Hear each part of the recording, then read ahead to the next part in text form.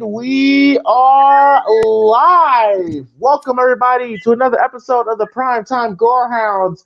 I am Primetime James Thomas here with Mr. Gorehound himself, Paul. And you Yo, know what? And tonight we are going to be watching a fan favorite in the Halloween franchise, Halloween 4, The Return of Michael Myers. oh yeah. So so before we get started, be sure to hit that like and subscribe button, and also share the video. And also, if you support the show, donate to the Cash App at PrimePod313. But yeah, Paul, how you been?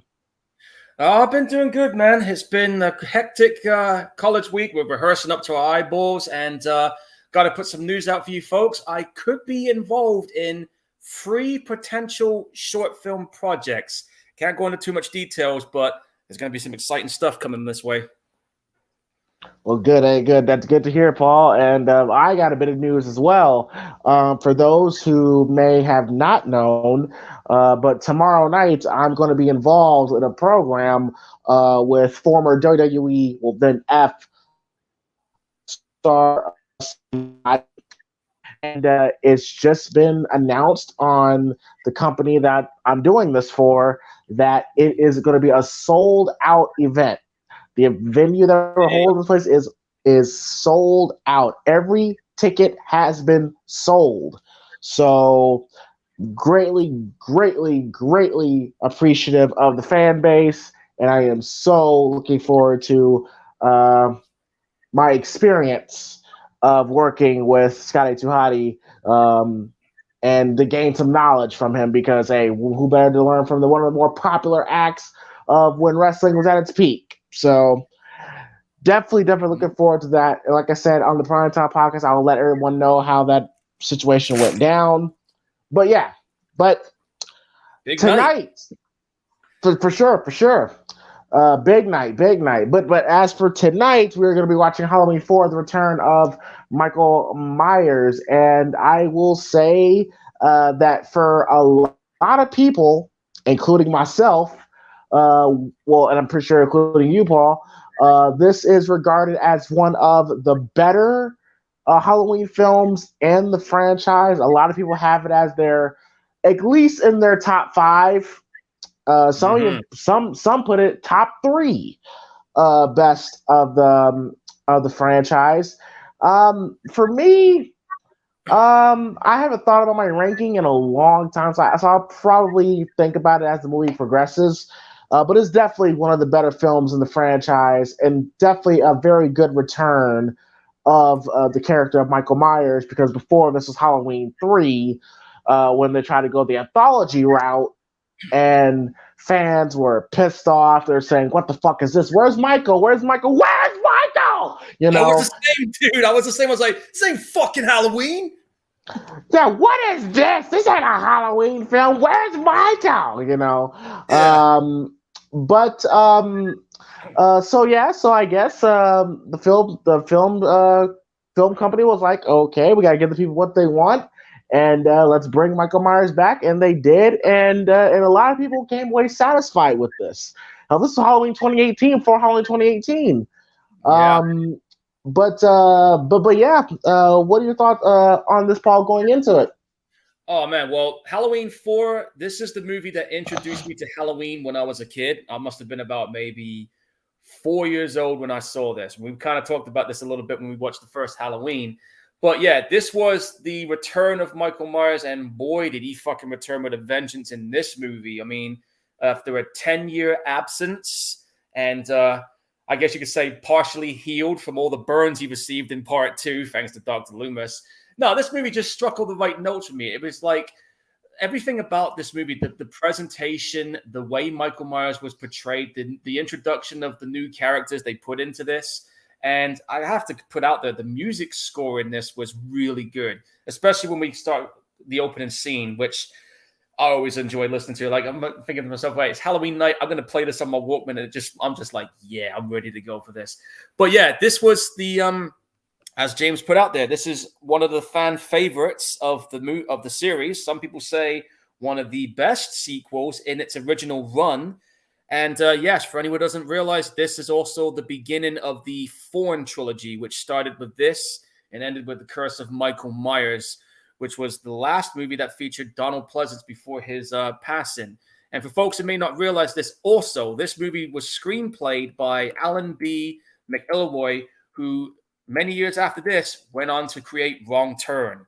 So a couple of interesting names came out of this one. And also, again, music by Alan Hornroth, who just sets up a really cool tone for what we're about to see here. And of course, George, what's his name? George P.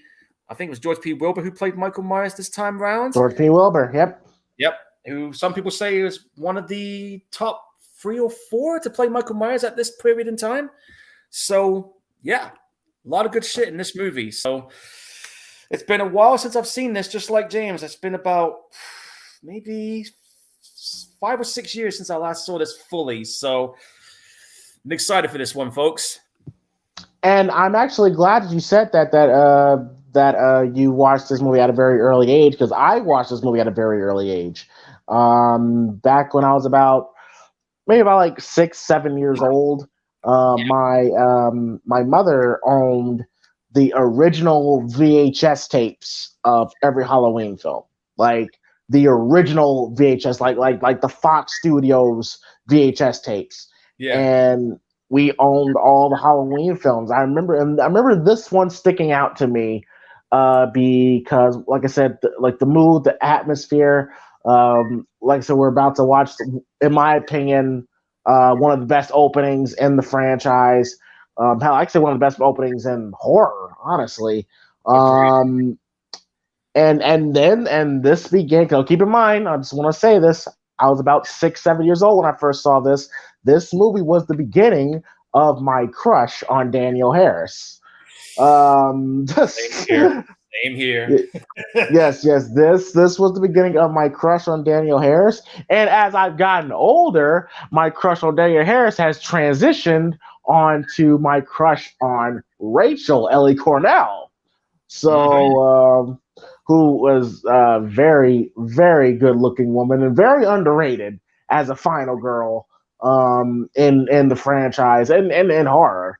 So I kind of love how we had that bit of a connection about how we see in this movie. But yeah, so I'm watching this on it is free on YouTube, just letting you know. But I'm watching this. I may or may not be watching this on YouTube. You never know. But Paul, how are you? But Paul, how you say you watch this on Netflix? Yeah, they got most of these Halloween movies on Netflix over here in the UK, which is surprising. All right, cool. Now I got it at 2 seconds, where it's literally where the October 30th, 1988 is about to. It's not fully on screen, but it's about to come on screen. Yeah, I got it on second, and it's the October 30th, 1988. So I'm pretty much where you at. All right. Okay, cool. Now, actually, Paul, let's do something different this time. How about, Paul, you go through the rules, and then I give the repercussion if you don't follow. Yeah, let's do that. All right, guys, this is the rules. You know how this is, but I'm going to say it anyway. When we say 3, 2, 1, play, you press play. I'll say it one more time. When we go 3, 2, 1, play, and when we say play, you press play. And James, what's going to happen to these people if they don't press play? If you don't press play on time, you're going to get stabbed with a shotgun. That's what's going to happen. I was about to say that if I was going to do it. Hey, come on! It's arguably the best kill. I've said this, and also I did a review on this with Arlo. Shout out to Arlo. I said that quite possibly might be the greatest kill in Michael Myers' career. I'm just saying, like, stab a bitch with a shotgun, bro. That might be the best one he's ever done. But but yeah. So all right. So but again, like I said, 3, 2, 1, play. Press play when we say play. All right. So. Damn, we already got all right, 7 people. Damn, our largest audience at this point. Okay, all right. So 3, 2, 1, play.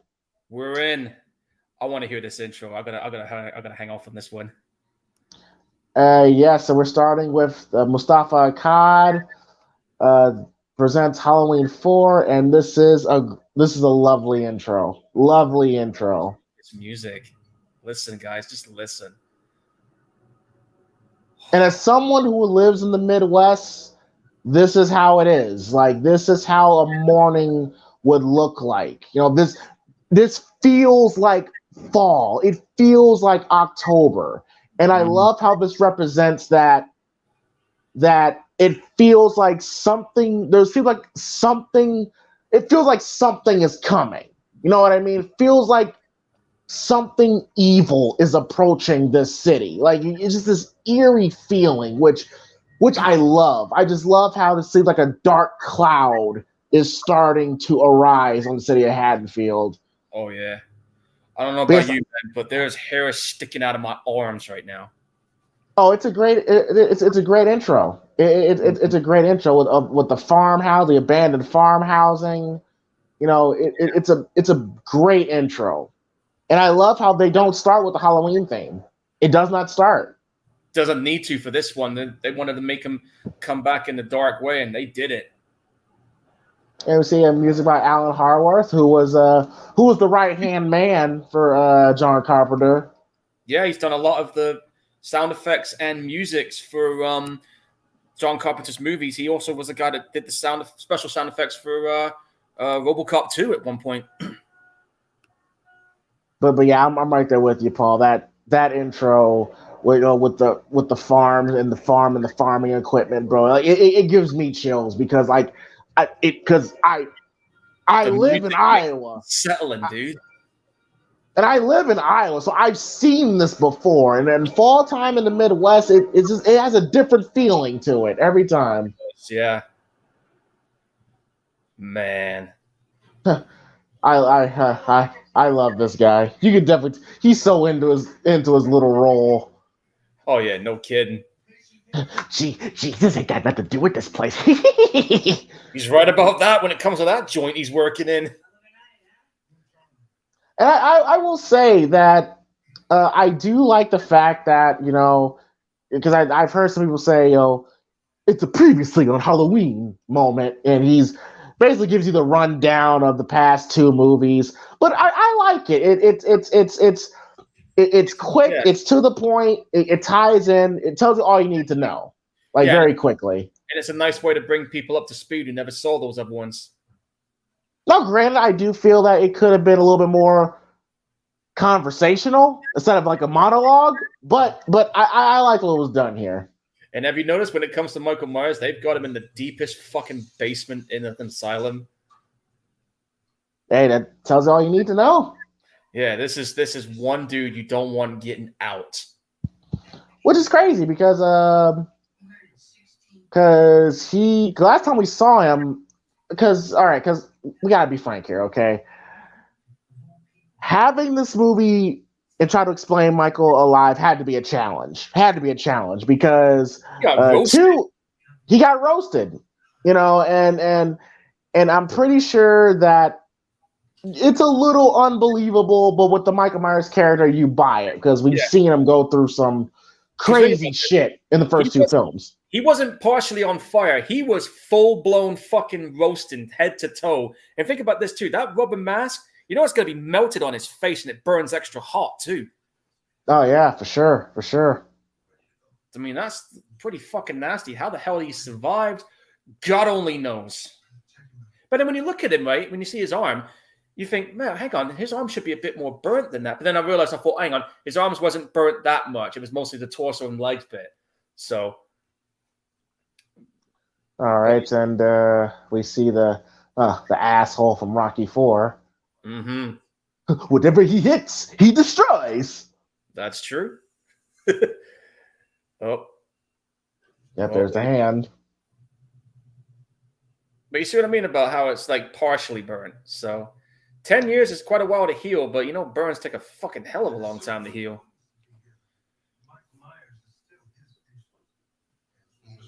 And then you have to try and explain how the hell did Loomis survive that shit.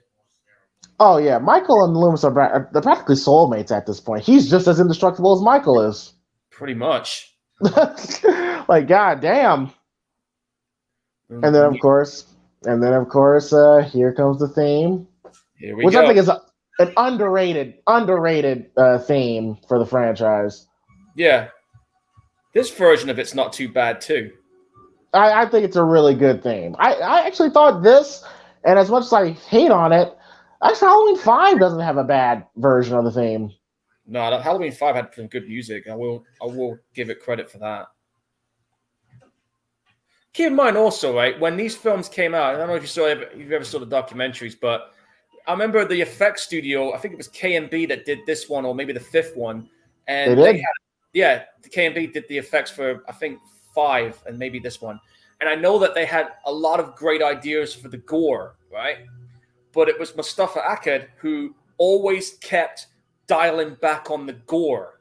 Like, they had ideas to go all out with him with it, but it wasn't until his passing, and it wasn't until Rob Zombie showed up that they decided, okay, we're gonna fucking unleash Michael Myers with the gore, which they held back on for many years because of Akkad.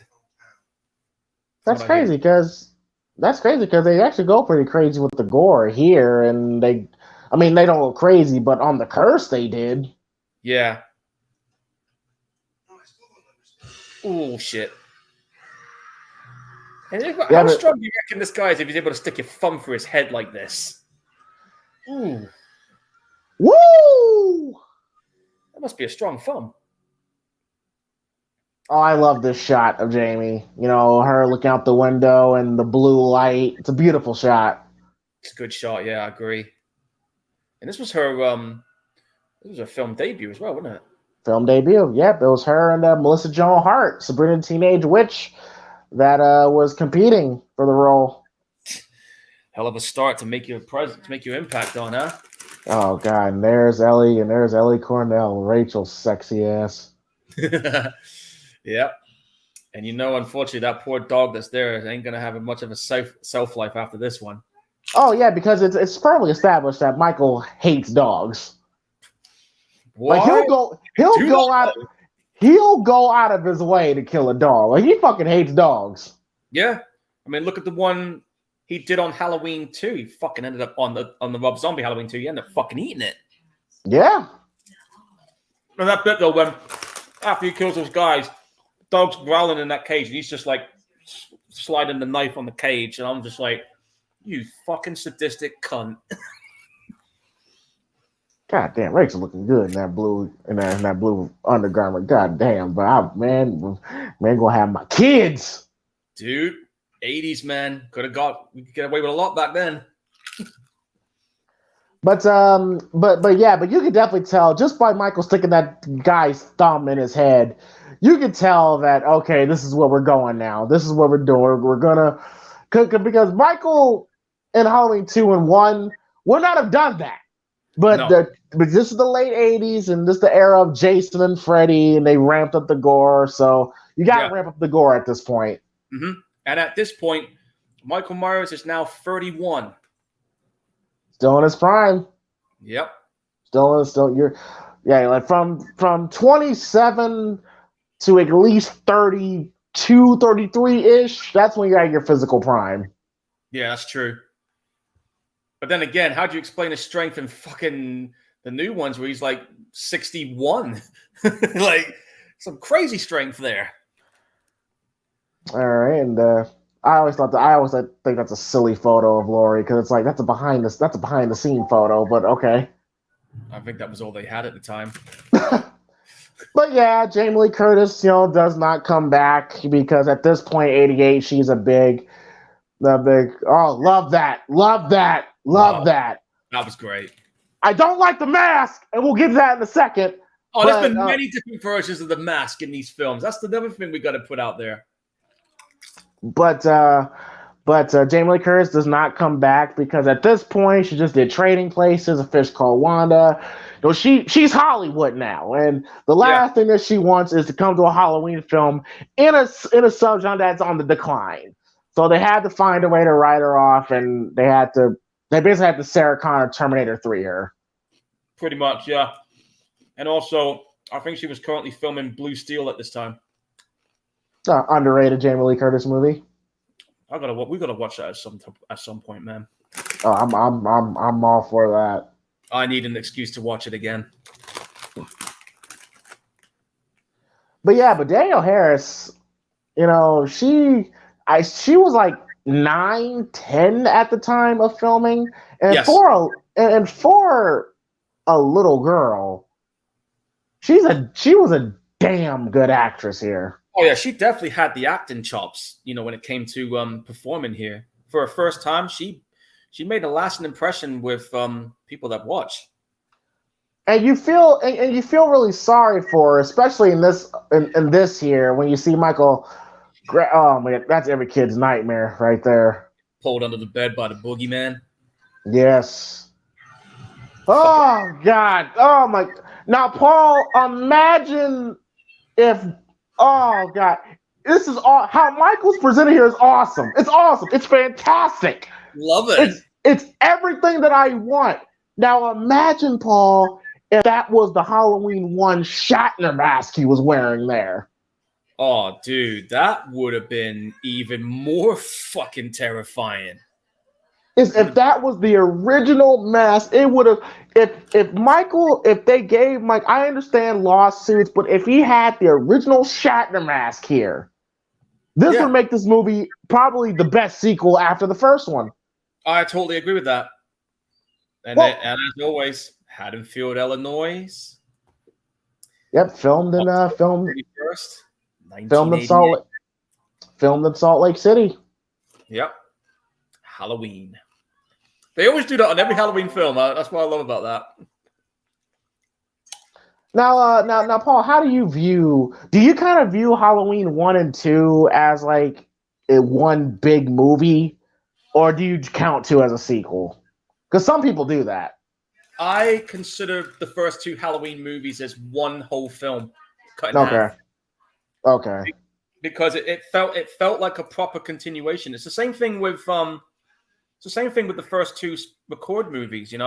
The second one takes place just 15 minutes after the first, so it feels like one whole story. Yes, I agree. Agreed. You kind of say the same thing also with Halloween 2018 and Halloween Kills. Yeah. Mm-hmm. And I like films that do that for some of them. Sometimes it works for some films and sometimes it don't. Halloween movies, it definitely works if you have it set like that. Yep, and the Halloween Ends about to arrive here, and I still wish that it was still one night. I'm waiting for that trailer, man, and when I see it, it'll give me an idea of what we're going to be dealing with.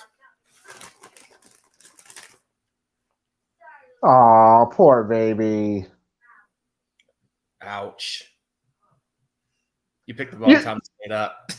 You feel sorry, like you really feel sorry for Jamie already. Like you already learned that her mom has passed, her father has passed. She doesn't really know where she fits in this foster family, and she's an outcast, and then she's mentally tormented by the thought of her uncle chasing her. Like you already feel sorry for this little girl. It's like her existing was fucked from the start. Yes, it's fucked up. And as far as Rachel goes, I thought her reaction was justified. Like I planned this date for a while. And what I love about Rachel, is that one she has that Laurie Strode quality to her. She has that good girl next door look, and I love her arc in this movie where she's like, she doesn't hate Jamie, but you could tell she's still getting used to Jamie being in the house. You know what I mean? Like for right now, for her initially, it's more of a hassle than looking out for someone. But I guess later on, she'll probably warm up to her. But later on in the movie, she fully embraced her as her sister. Yeah. And here's Mr. Indestructible. I mean, oh Jesus. I mean, I understand it's low budget, but yeah, that's all you could do for the makeup for. Okay, all right, that's fine. How much of him got burned? Because I mean, that was a pretty nasty explosion he got caught in. Dr. Loomis, Donald Pleasance is he's great. He's great in this movie. Like already has a great line. He says, "We're not talking about any ordinary prisoner. We're talking about evil on two legs." Yep, because that's exactly what he is. Well, I hate to be the bearer of bad news, Loomis, but you're about to. Ah, man. He just seems tired and weathered and yeah, understandably pissed because, like, how the fuck can you let this guy go without telling me? Yeah, because he knew shit was going to hit the fan if he wasn't there. And, well, it's happened.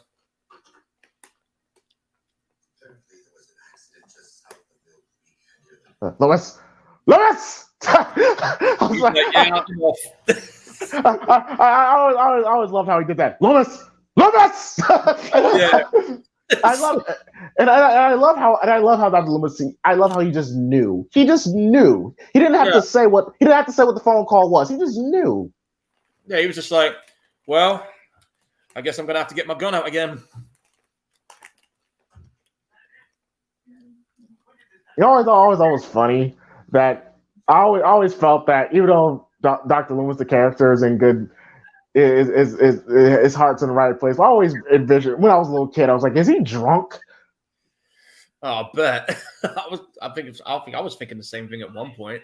How many bodies did you find? How many bodies? How many were thrown from the bus?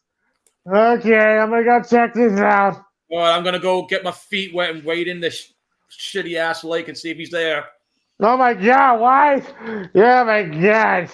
Why is there so much blood here? Oof. That is and again, there. And I love all we saw was the aftermath. That's all we see. And it just makes you go like, what the fuck happened? Like, what the fuck did Michael do in there? I can only imagine because there was blood in and out of that van. And that's where I think Michael's at his most effective when we see the aftermath of the damage he's done. Yeah. Because we're supposed to believe that this is a regular human being. But then, like what Dr. Loomis said, another great line. Yeah, coming up right now. Yeah, it's coming up. Another great line.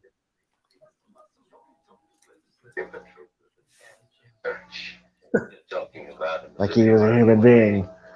That part of him died years ago. Great line. Great line. Died when he was 6 years old. Look, police. If you don't find him in 4 hours, I'm sure I will. God damn it, where's my scotch? I want my scotch. It's going to be a long night. Now, Paul, I'm going to ask you, how would you feel if Michael kept the bandage look? Because we're about to see him in the bandage look. How would you feel if Michael kept this look throughout the whole film? I think it looks cool.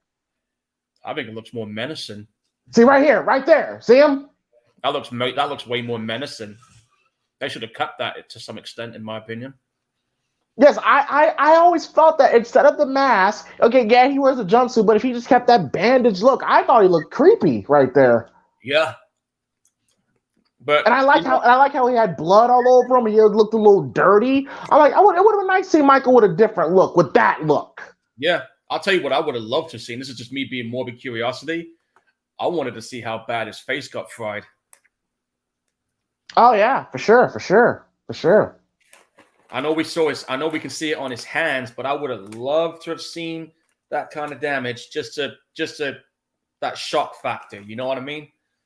Now, Paul, is this the same gas station that they did the scene in Halloween 2018? Yes, I think it is. It looks familiar.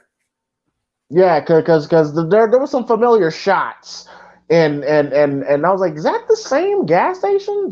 Obviously it's been renovated, but this is definitely... it's been renovated, yeah. Let me have a look at it. Hang on. Yeah, I think it is. Okay. That's funny. Halloween 2018, man. You say you're not acknowledging other films, but you still acknowledge them. Like, yeah, okay, doing Easter eggs all over it, man. Especially with the masks and Halloween Kills. I mean, come on, man. Like, come on, y'all. Ooh.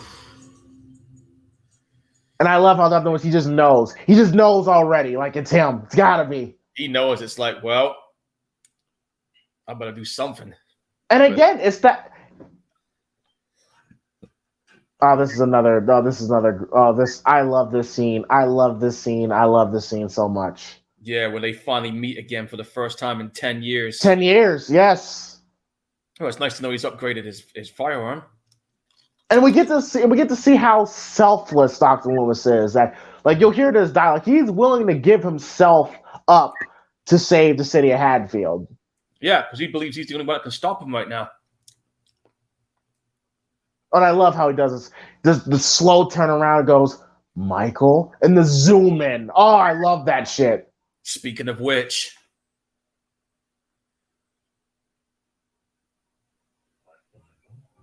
oh shit! Chills. Fuck, Chill bumps. dude. I literally just had chills right there. He's dropped his walking stick. Yeah, he knew. He knew, man.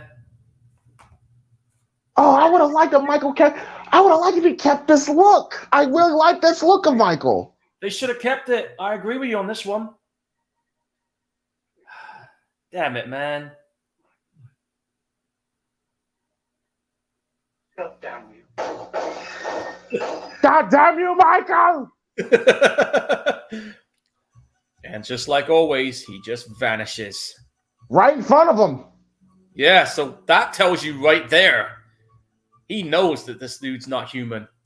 Well, he always knew. He always knew. Yeah, but that just cements it even more for anybody who's still skeptical. And again, how does he know how to drive?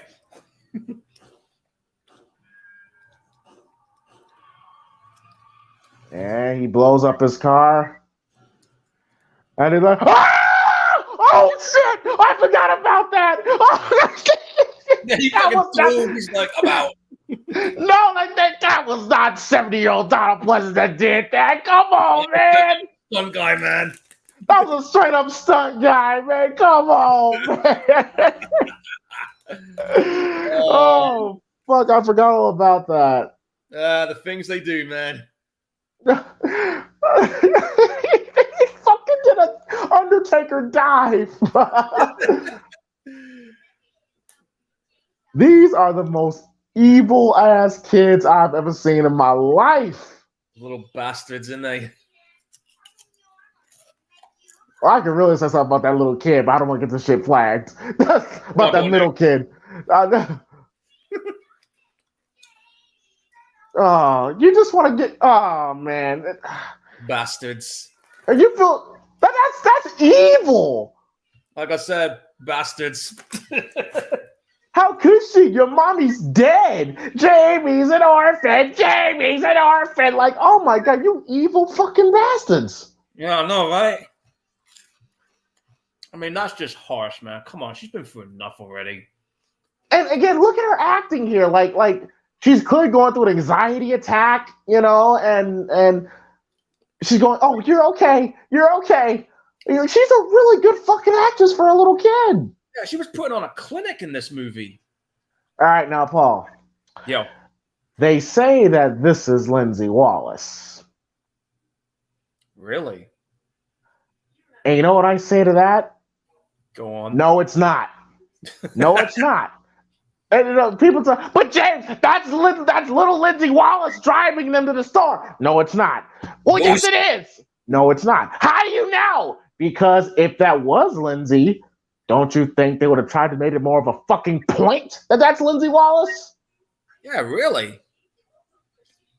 And, you know, how old was she in the original film, by any chance? I mean, she was about like 8, 9. I mean, the timelines match up. Yeah, the timelines match up, but that's not Lindsay. Yeah, because she said, you were my friend Lindsay, right? And it's like, and then like I think Dwight H. Little himself said that, you know, that it's supposed to be Lindsay Wallace. Well, why did you make it more of a point? Or why'd you make her more of a important character? Because she has some connection to the story. Yeah, I mean, you could have fleshed out her story a little bit more instead of just having her like a token throwaway character with a name and everything. I mean, geez. And you don't even fucking bring her back for 5. No, you just fucking offer. And then and Paul, and guess what? Because you see Brady and Wade, fuck off, Wade. That guy that's right there, apparently it's supposed to be Tommy. No fucking way, is it? Yeah, it's supposed to be Tommy. I'm like, dude, but you can't put characters like that and just put them as throwaways. Like, no, what the fuck are they doing? If that's what they're trying to like, get out of here with that. You can't put established characters as throwaway characters in a sequel. Like, what are you doing? Especially with Tommy, you would think Tommy will probably has more of has a connection with Jamie because that's Laurie's daughter, yeah, and clearly the city knows that that's Laurie's daughter. So everybody knows, but they don't show it. That's the thing. Yeah, I swear, Halloween. Look, I love Halloween fans, but sometimes, man, y'all should be in y'all should not critical. I mean, y'all should be in yoga because y'all all the stretching the reaching y'all do sometimes, man. Well, that's supposed to be Lindsay. That's supposed to be Tommy. No, it's not because it would have made more of a point. That ain't them. Nice set of masks there, man. Oh god, we have to go to the fucking pharmacy to get the Halloween costumes and the plastic fucking cop mask with a little string in the back would piss me off. Oh, I hated those. I would rather have the full head masks. I like that one with the skull and the snakes on it. I do like that mask. That's pretty cool.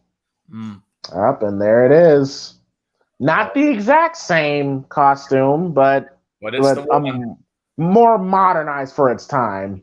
Yeah. And get your fucking hands away from my girl. Yeah, sorry, mate, but it looks like she's taken again, just like the one from Night Comes For Us.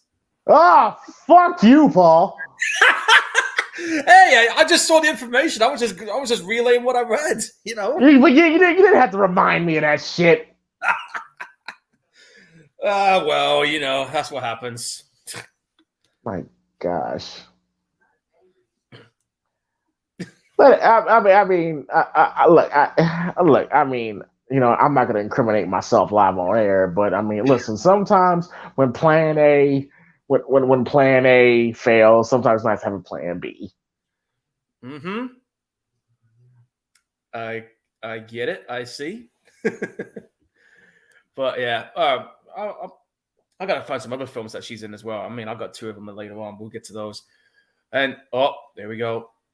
How do you feel about the mask, Paul? I don't know, because there's been so many different versions of that mask. I mean, this one, no, just in this film alone, it's okay, but it's not like scary looking like the original one was, or like the one later on with the recent ones. I mean, it's somewhere in the middle for me. I think for me, the worst mask I saw was probably the 5th one because it just didn't look right to me. Oh, the Nicolas Cage mask, yeah. Yeah. Because the hair looked like it was all slicked back and longer, and you didn't even bother trying to put the mask line in the shirt thing because it was just looked like he was balding. He was. And as for Halloween H2O, don't get me started with that CG mask scene. Oh shit, that was some bullshit there. Like, how can you fucking do that for one shot, and yet you have the mask for all the other shots? You might as well just give him the CG mask on every shot. And there were some scenes in Halloween 2 and Halloween H2O where we literally see him wearing 2 masks at once. Yeah, and I even heard they tried to do something a little different with the mask in this one too. I don't know if you heard the story about that one. Oh, fucking dicks. I think, if I remember correctly, I think there was one scene in this film which you kind of catch a quick glimpse of where the mask on this one had blonde hair. Ah, shit. Well, we'll get to that. Yeah. Like, I remember looking at it first. I was like, I had to wind it back a few times just to see if if my eyes wasn't playing tricks or anything. And there it was, and I was like, oh fuck, what are they doing there? And to go back to my review with Arlo, this is one of my favorite scenes in the movie with the Reverend and Dr. Loomis. This is like no shit. Like this is one of my favorite scenes because it's nice to see Dr. Loomis has found someone he has in common with. They're both looking for evil in their own sort of way, and it's nice to have a scene where Dr. Loomis is the listener and he has and someone else is giving like the exposition. Like it was it's a nice refreshing one to have Dr. Loomis be the more observer. Like what are you hunting, Mr. Saya? Well, these guys are definitely good drinking buddies. I'll give them that too. Yes, they're practically best friends right now. Yeah, I would have loved to have seen these two work together a little more personally. I agree. I would have liked to see more scenes with them. Because I mean, these guys just bounced off each other perfectly. I would have loved to. Yes, they did work with each other well. I don't know why they decided to just have it as a little small bit here. I mean, if I was in charge of the writing, I would have insisted they flesh their characters out a little more. Oh, you're a pilgrim, all right? Would you like a drink? Yes, thank you. I've been needing one for a while. Cheers. The beautiful, beautiful river. And it's nice to see Dr. Loomis. It's nice to see Dr. Loomis actually happy and relaxed for once. Because he actually really kind of like relaxed there. Yeah, he really gets moments where you can just lighten up a little. Yeah. You got a glimpse of that with the first one with the kids. Get your ass out of there. Yes, and then fucking. Oh god, TPing houses. Those were the days. Oh man, fun times back then, dude. Like I said, Halloween back in our childhoods, man, it was just different, man. For anyone who was too young to remember, guys like me and James, we had it good when it came to Halloween. Oh yeah, Halloween was a big deal. Yeah. I mean, okay, sure, you still get some good Halloween events now, and you may enjoy it. More power to you. I'm happy for you. But back in our days, man, we were a lot more cut loose, if you know what I mean, guys. It's not as restricted as it is now. Yeah. I mean, it's like now you got curfews. You can't fucking throw TP all over the shop because you'll get in trouble for it. You can't. I mean, you can still throw parties, but you can't go like all out faux bore and have a good time like you normally would back in the day. I mean, I remember back in the 80s when I was with my family, my mom and my family, we would throw this big, massive fucking Halloween party, and we'd have like rock songs that were Halloween themed playing, from bands like the Cramps or Misfits, and we get some horror films going like Return of Living Dead, and just we just have a ball. It was fun.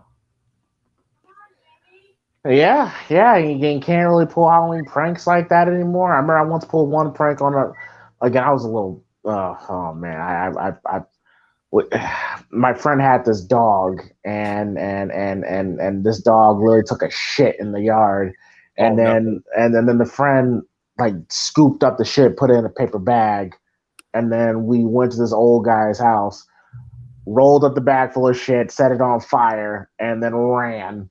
No! Yeah, and rung the doorbell, and yeah. It was fucked up. It's fucked up, but it was funny. It was funny, though.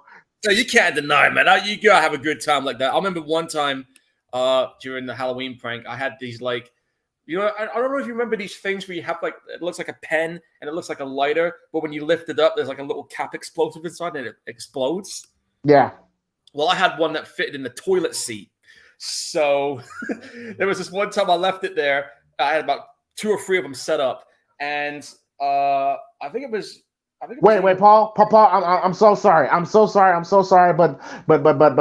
this is another great Dr. Loomis moment. This is one of my favorite moments he's ever done. I gotta listen to this. I'll put it in a minute. This is such a great such a great contrast from how he was in the first film to now. Where in the first film he's like wants to be low key, but now he's being desperate. Like we'll hear him being desperate. Yeah, he knows what's up. 10 years ago. Hey, here it comes. I love this performance for Donald here. No, talking about Jamie, wherever she is, that little child is in mortal danger. Has been locked up since. Here it comes. He's never laid eyes on. Here we go. 6 bodies, Sheriff. That's what I've seen between here and Richmond. A filling station in flames. I tell you, Michael Myers is here in this town. He's here to kill that little girl and anybody who gets in his way. Great moment. And you could just hear the desperation in his voice. Like you could just hear it. Yeah, because he knows he can't do this alone. Well, not just that, but he's like, look, I just went through this with Brackett, and it took me all night to convince Brackett. I don't got that kind of time now. Exactly. Because Brackett was skeptical of him. Yeah, I mean, it is hard to believe that there's a guy coming out that's out to kill someone. And I do love I don't know why they didn't bring Charles Cyphers back, but I do like Boo Starr as Meeker. I really do enjoy his character, and I do love that he was quick to action, just hearing his story out. Yeah, he knew he had to do something at that point. But yeah, the exploding toilet seats, I had two of them set up, and my mom goes in because she had to go to the toilet, and as soon as she lifted the toilet seat, they both exploded at the same time. She comes flying out the fucking bathroom door. She's like, "Who set them fucking explosives in the toilets?" And I'm just kind of like sitting in the corner like, "Oh shit, she's gonna know it's me. Get here, you little shit." And I'm like, "I'm gone." I'm just liking it, It was funny though. I mean, we're looking back at it, it's kind of funny as fuck thinking about it. Yeah, it's funny.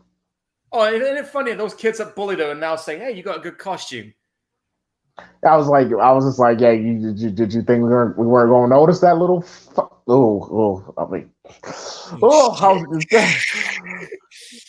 I'm just saying that little kid has some sugar tendencies. Let's just keep it at that. Yeah, we'll leave it at that.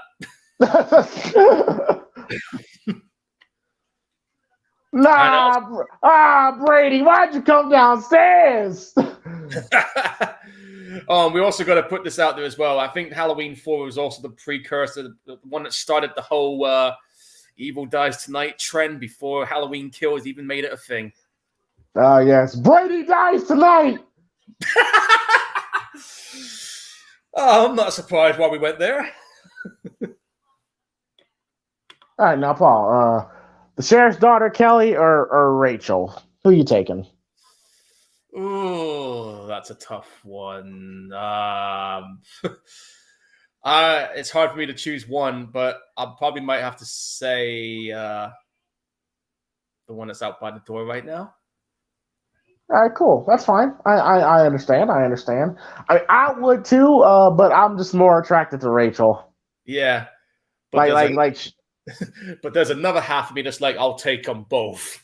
Of course, you greedy bastard.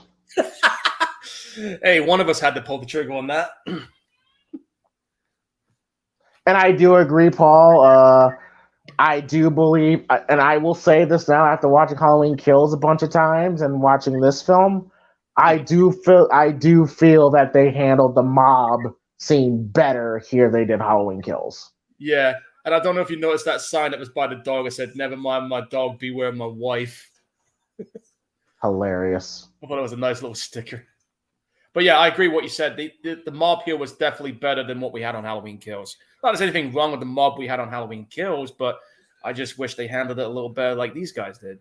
I just wanted more from it. Because I just wanted and we'll get when we eventually talk about Halloween Kills, I just wanted more stuff where Michael is actually killing some of the mob that's looking for him. Like I would actually like a scene when some mob members are just driving around, they see him in the street and they try to attack him and he kills them. I just wanted more from it. You would think a film with a $20 million budget, it would work. I mean, fucking hell. Look at Look at the Forever Purge. That had a budget of 20 million, and look how fucking much they put into that with the insanity. So if the Purge movies can do that with a small ass budget, why couldn't Halloween Kills do that? Because evil had to die tonight. Fair point. But still, it's like, come on, guys. Hey Paul, I don't know if I don't know if you I don't know if you knew this because I wasn't sure, but it wasn't evil supposed to die tonight. Yeah, I'm pretty sure it was. No, not tomorrow or yesterday. Like tonight. It has to be tonight, right? Yeah, it was meant to be tonight. Oh, okay, all right, cool. Because I wasn't sure. I didn't know. I didn't know if that was the case. Okay, cool. I don't think they were going to wait a day or two. They were going to get this done right now. Tonight. Okay, tonight. Yeah. All right. Okay. Oh, come on, Mike, you fucking asshole. Why? He didn't have to be an asshole, bro. Michael have asshole tendencies, man. Like he didn't have to kill the dog. It's like every time I see a dead dog, I'm just like, fuck you, Mikey. And the fact that he put it in Jamie's closet, it's like, you fucking dick. Yeah, like, come on, man. What are you trying to do here? So even if he had no interaction with Jamie, he's like, he left that for her. I'm like, God damn. Like, come on, man. Well, here's Bucky. Good old Bucky. Uh-oh. Okay, the mask looks good here. Yeah. Like I said, sometimes it depends. Sometimes it just depends how it's lit. But I just don't like the slit back hair, and it kind of looks like he's smiling a little bit. It does. I just wish, oh god, if he had the Shatner mask, it'd be perfect. They should have had that mask. Yeah, but you know, William Shatner was like, he's like, well, you know, they're not gonna make no money. They ain't gonna make no profit off my face ever again. Yeah, Shatner being a dick, as you know. Oof. And I love this. I love how everything Michael does in this movie has meaning. Like he's doing this to knock the power out of the town. Just like just like what he did at the gas station. He killed all the power lines. There's like phone calls. So I love how everything Michael's doing in this movie has meaning and purpose. I got to put it out there. I mean, a lot of people don't give Michael Myers this much credit, but for this kind of thing, but he definitely does have some smarts on him. He knows what he's doing. He's very intelligent, yeah. And I think that's the one thing that most moviegoers seem to underestimate about this guy. Out of all the slasher killers, this dude is definitely a thinker. Yeah, he's not a dumb brute like Jason. I can't count Freddy because Freddy has the advantage 98% of the time. But Michael, like he thinks, like he thinks before he acts a lot of the time. Yeah. Oh, and I love that shot where you don't know if that was him, but that little vision, like that was some good shit. Yeah, I'm convinced it was, but that was a nice shot. I'm sure we've had moments like this where we're doing trick-or-treating on our own and we don't know where everybody is. Bullshit! I've never had that situation. I'm just like, yo, who would leave this little ass girl by herself? I've had that situation once where I got lost, but I still managed to find my way back. But still, that was an interesting time. Yeah, because we literally just saw a scene when parents are picking the kids up. I'm like, I'm pretty sure a parent would not just let Jamie just walk. Yeah, and that was the worst pumpkin design I've ever seen. No, it was atrocious. Yeah. And but you could just it just feels like it's a cold, October night. You can just feel it with the leaves and the wind and the lighting. And I love how you see Michael in a distance. I know, and it's just I can see him there. So creepy. And there he is again. Just that never-ending sense of dread, and then you see him, and it's like, oh fuck, I gotta get out of here. I love how Rachel was smart. She knew something was wrong, and she got the fuck out of there. Oh yeah, she knew. She's like, yeah, I'm not sticking around for this. Yeah, it's fuck that. Like I'm in a dark ass house. I see this weird ass figure just walking towards me. Like, nah, bro. No, I'm out. Like if I see that, I'm like, yeah, I'm gonna go this way. See you later. That's why I love Rachel. Like she reminds me so much of Lori in this movie, like an '80s version. I totally agree with that. I mean, I'm gonna ask you this, man. What if they were able to get her back for this one? Let's say we go back in time, and let's say she did decide to do a Halloween 4. How do you reckon that would have affected the story? It definitely would have raised the stakes, because you got, the sister element, and I got the niece element. Definitely would have raised the stakes, for sure. I think that would be the last one, in my opinion. This would be that would have to be it because it's 3 fucking movies now. Yeah. Well, you see that? You see the dude standing by the house? Yeah. Look at his mask. Yeah. I was looking right at it. That looks more of the '78 mask. Yeah.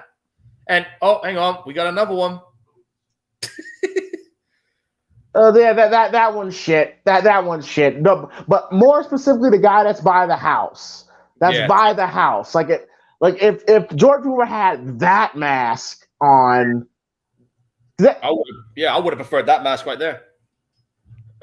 Yes. Oh gosh. Why didn't they use fucking that mask? I don't know why they never used it. Somebody made some stupid decision on their part when it came to that.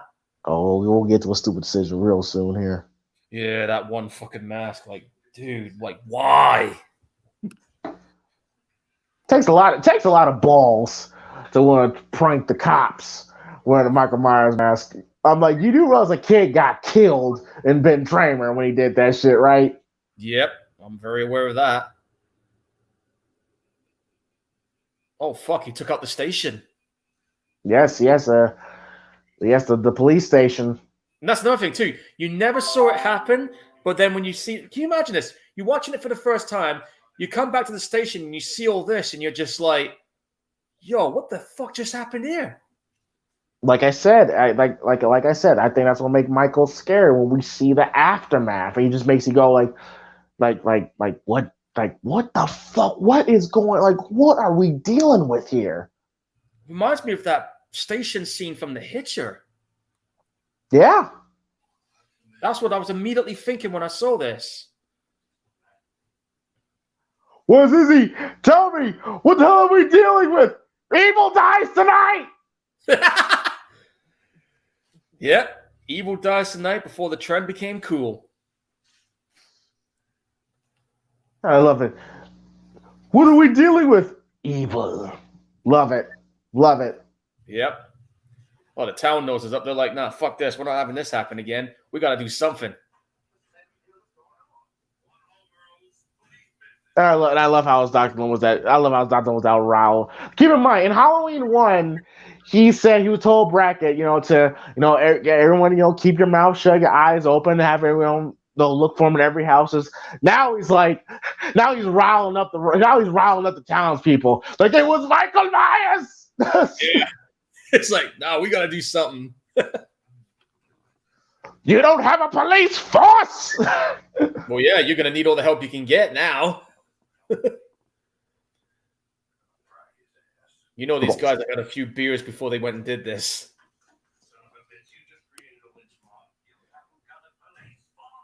I love it. You don't have a police force. Yeah. Oh, and is it just me, or did Loomis's makeup didn't look so realistic looking just then? Oh, they completely changed it. Yeah. Kind of preferred the first initial one we saw. Yeah, I gotta tell you, Paul, this movie is just flying. It's such a great pace. It's really tight. Yeah, it was we're already at fuck. Where are we at? We got about 38 minutes to go. What the fuck is hiding in the car? No, you won't be there in 5 minutes. You're going to be dead in the next 5 seconds. Yes, we're at 59. I'm at 49 minutes, 52 seconds. It's such a tight film. It's moving at a great pace. that's the thing about this. That's what made this movie work, is that it didn't oversaturate things. It kept it simple, short, but straight to the point. It was, and there's no moments where it feels like it's dragging.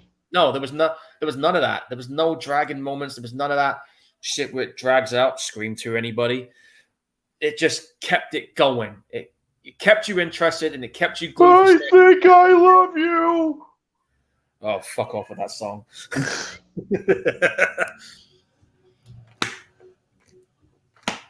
Oh, there he is. Shoot first, ask questions later. Yep. But the real question is, what the fuck was he doing in the bushes? Shooting his load, maybe. I guess, fucking perv. But yeah, we didn't have no moments like this. Halloween Kills. No, we didn't get any of that. No, we had to fucking spend 10, 15 minutes fucking following a fucking Danny DeVito looking motherfucker and thinking that he's Michael Myers. Like, ugh. Well, I will say this: the guy who just got shot in the backwoods was humping the raccoon worth it? Shit, Earl. It's Ted Hollister. Got an innocent man killed, you fucking dumbasses. Hey, when Michael Myers in town, yo, don't be in the street, because 9 times out of 10, you will die. Yeah. Just ask that poor son of a bitch in Halloween 2 who got hit by a truck and roasted. Is it him? Is it him or not? Did evil die tonight? He's burning. Oh, shit. Okay. Oh, man, okay. Mm-hmm. Wouldn't be a slasher Mustafa Khan, you fucking prude. Apparently, it was his decision to cut off her showing the goodies. I'm like, come on, bro. Wow, really? You can't have arguably the hottest woman in the franchise and not show the goodies. I think he was worried about the age rating system back then. But you had Friday the 13th films that's showing tits and ass like no problem. And I understand Halloween, it's not that type of franchise. It's more sophisticated, but come on, man. Yeah, he was just doing the opposite of what the others were doing, really. Like, I understand Friday the 13th is more McDonald's and Halloween is more of a 5-star restaurant, but come on. Yeah. Like, yo, look, Paul, I ain't gonna lie, bro. Look, yo, Kelly was looking good. She was looking good in that scene. I ain't gonna lie, bro. I ain't gonna lie. No argument for me, man. She was looking good in this. She was looking good in that scene, bro. Man, and oh god, we've all I'll say I've been there. We're about to get some, and then the fucking parents come home like, oh, it is so. Oh god, it's so. Yeah. Afterwards. And you got a t-shirt. She's wearing a t-shirt that says "Cops don't do it by the book." Yeah, that was something I had my daughter wearing nothing but a shirt. Like, put some damn clothes on. Yeah. Well, at least he's got some shells there and a nice little double barrel, but that's not going to be enough.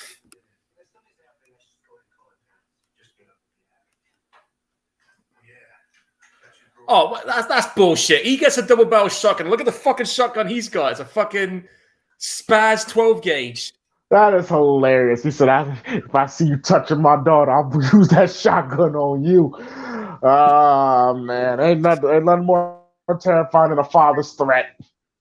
Yeah, you don't want to be on the wrong end of that kind of shotgun. I think I'll tear you to shreds. And Michael's already in the house. You see him in the background there? I did see him, yeah. There he is. That's the thing that's really creepy about this dude in any Halloween movie is just how easily and efficiently he can get in without anyone noticing. Like he's got that entering a place down to a science.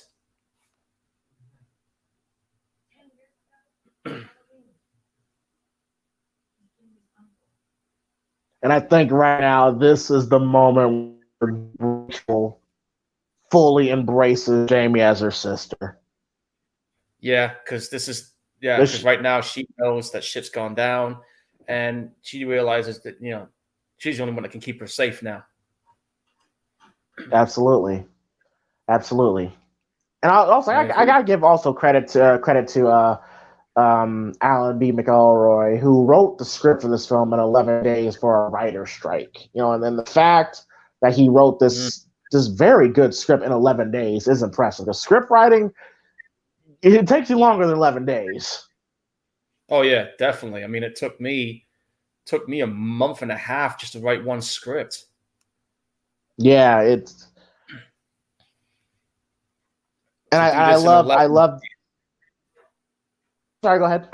Yeah, I'm saying to do this in 11 days, man, that's a lot of coffee and a lot of brain power you had to put in there just to get it done. And then, of course, imagine the rewrites. Oh shit, I'd be going crazy now at that point. Can you imagine that you spend all those countless hours, no sleeping and nothing, and then you just get told, "Yeah, you got to rewrite all this again." I just fucking spent all day doing this. Right. We've all had moments. Now, I do like the slow burn build up here. Okay, we're all at this house. We know he's in the house, and there's like 7 people in the house, and you have that paranoia, like, okay, where is he at? Like, what room is he in? Like I love shit like that. I love it. Same here. I mean that's a big enough house for him to be hiding in. I thought for a second then it was him when I saw that. Exactly. That's what it's supposed to do. That's what it was supposed to do. Yep. I really, because the way that lighting shined on that door, I thought, oh fuck, he's right there.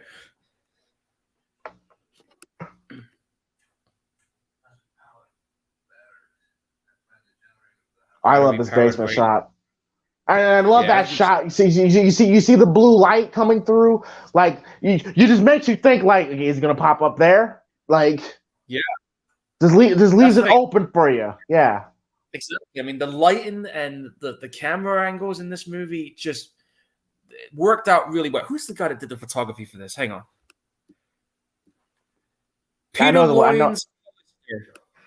Oh, okay. What have you done? He has done. Oh, he did that Phantom of the Opera horror that Robert Englund was in as well, which was also directed by the guy who did Halloween 4. And then he went on to do Problem Child, Replacement Killers, the Deuce Bigelow movies, Mr. Deeds. He did that Amityville horror remake in 2005. The last film he did was... Oh, wow. The last 2 movies he did was the third SpongeBob movie, Sponge on the Run, and Clifford the Big Red Dog. So this guy's been around. Okay, and I love the kiss that Rachel just gave Jamie. I took it as that's her. I think that was the symbolic moment there where she's like, "Yep, you're my sister. I'm going to protect you." That was it right there. That was the seal the deal moment.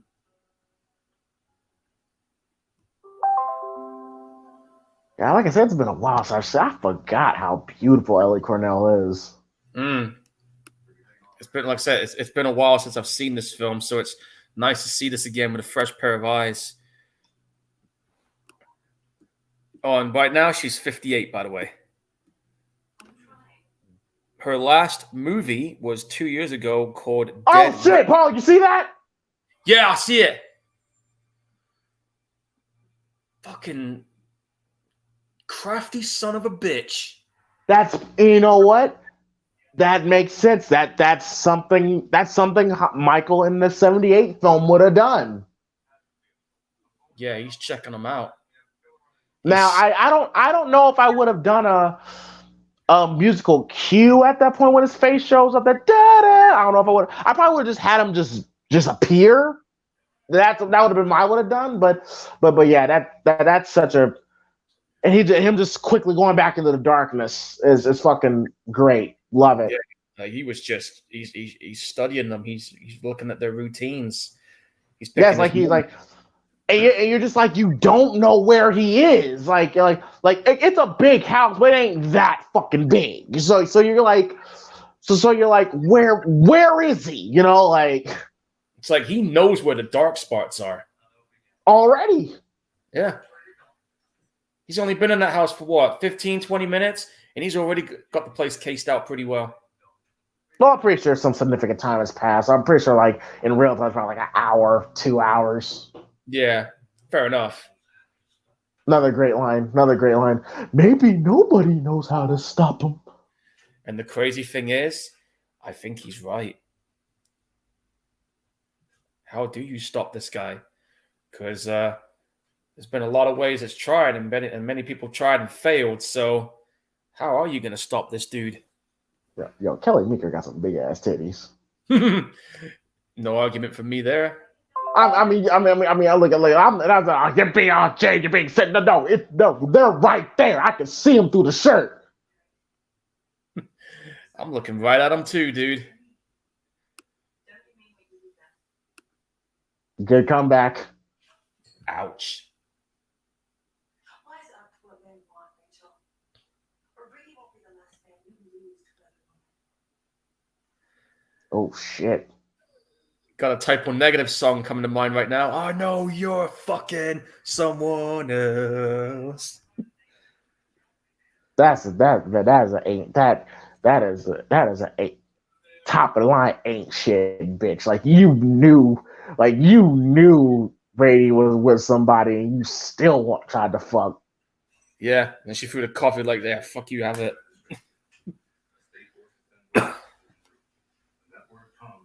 That's some fuck.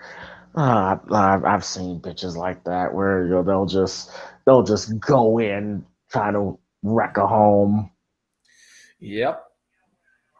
Seen one of those in my life.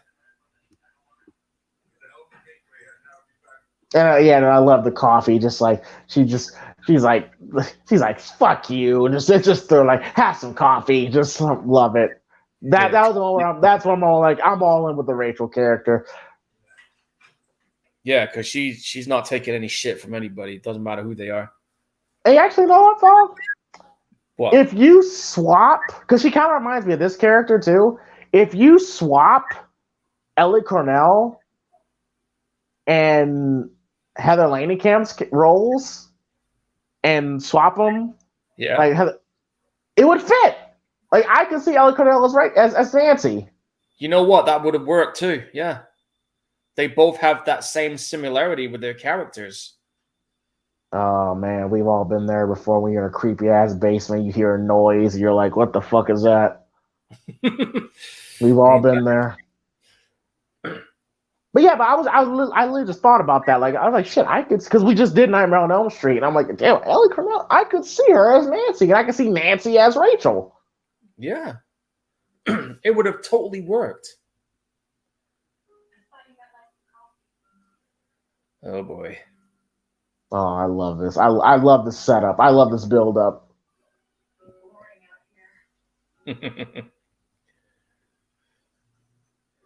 Again, just another example of Michael just fucking with his prey before he goes for the kill. And he does it so effortlessly too. That child, like he'll want to play games with people before he kills them. Yeah, and See right there. And like I said, technically using the shotgun without firing it, but what a good way to use it. Here it comes. Woo! Oh, shit. That is still awesome. That is gnarly. That is such a great creative kill right there. He just fucking ramrodded that shotgun right up her, man. Do you have any idea how strong You gotta be to stab someone with a shotgun and have them go through them? That's some straight up inhuman strength. That's straight up inhuman. Exactly, man. But when I first saw this film, I was like, he ain't gonna shoot the shotgun because that's not what he does. But then when he stabbed her with it, I was like, that is fucking awesome. It was great. Yeah, Michael shooting the gun. Yeah, it wouldn't be as effective. Would have been different, but hey, I'll take the kill we just got. Yeah, I'll take him. I'm like, no, please don't have Michael shoot anybody. Ugh. Wrap that guy up like a contortionist. Yeah, she's just bro, hanging around. Yeah, and I love how I love how Rachel goes in meeting. And bro, listen to the music, Paul. Listen to the music. Now you're like now it symbolizes okay, now shit's about to get real. Yeah. Now it's starting to build. Now it's starting to build. Very reminiscent of the first movie right here. Very reminiscent there with that bit. There's a theme kicking in. Theme kicking in.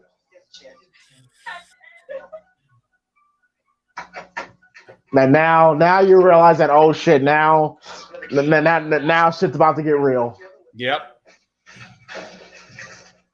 But Metal, goddammit, it's metal. What does that mean? it means you're trapped. You're trapped. You're locked in there with him now. Oh, there she is. Here you go. Oh, fuck, there he is. And the other thing I got to point out about Michael Myers is he's just pacing himself. He's taking his time with this one. And I love the different variation of the shape stalks. Yeah. Dun dun dun dun. This is just a different version. It's a good one though. Like he is just taking his time with this now. He's like, yeah, you know what's coming. I'm just gonna take my time with it though. Oof. Took too long with that gun, dude.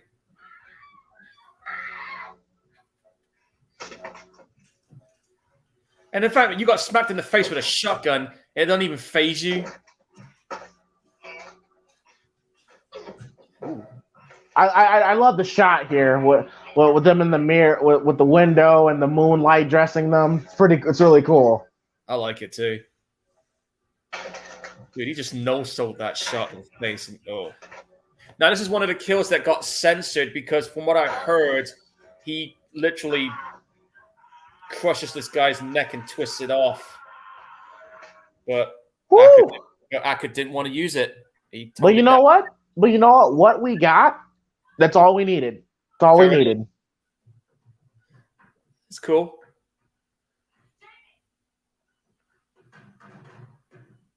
I love just threw a fucking sleeping bag down there. Like, what the fuck is that gonna do? That ain't gonna do shit. He's just sitting there, he's just standing there thinking, yeah, you think that's gonna stop me? I'll just climb over it. Yeah, he's just climbing over it.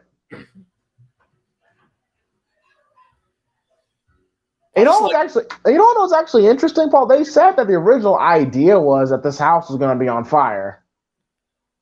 Oh man, can you imagine how even more terrifying that would have been? Oh, he's got his trademark weapon. Which happens to be in the goddamn attic. Yep. Now he's complete. But they said that the original idea was that this scene was gonna have the house on fire, like the whole rooftop sequence, which I will say is my favorite sequence, right, in this whole movie. Yeah. But yeah, the house is gonna be on fire. Yeah. I would have loved to have seen that. But what we got here is good, but just to have that house burning, that would have raised the stakes even further. I would have loved to have seen that go down. Oh, for sure. You gotta be careful on those rooftops, man, because you slip. Man, that's clearly not Daniel Harris in some shots. Nope. That's clearly not her. Absolutely isn't. I think they said when Rachel slips there, like they said that she actually fucked herself up pretty good. Like I think like a staple or a nail, like actually cut her stomach open pretty good. Yeah, that is true. That actually did happen. God damn. And she no sold it. I'm like, okay, there you go. All right, baby girl. All right. They had to stitch her up because she did quite lose a bit of blood, from what I understand. Oh, it feels like a rag doll's on her back. Well, now it ain't. Oh shit.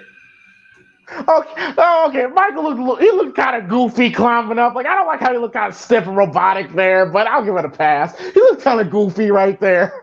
He's never climbed a rooftop before. This is new to him. Like, one hand here, 1 foot here. Like, come on, man. Like I said, like he's just sadistically slow in this movie. You know what I mean?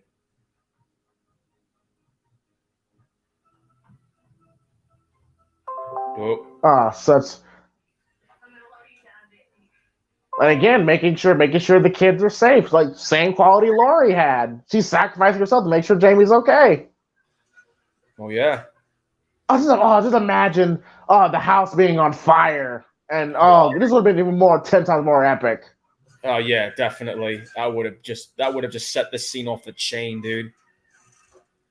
But I guess because of budgetary constraints, they couldn't do it. I mean, this movie had a budget of what? Hang on, $5 million. Yeah. Which, but Paul, look how Michael is shot, how he's silhouetted in the darkness.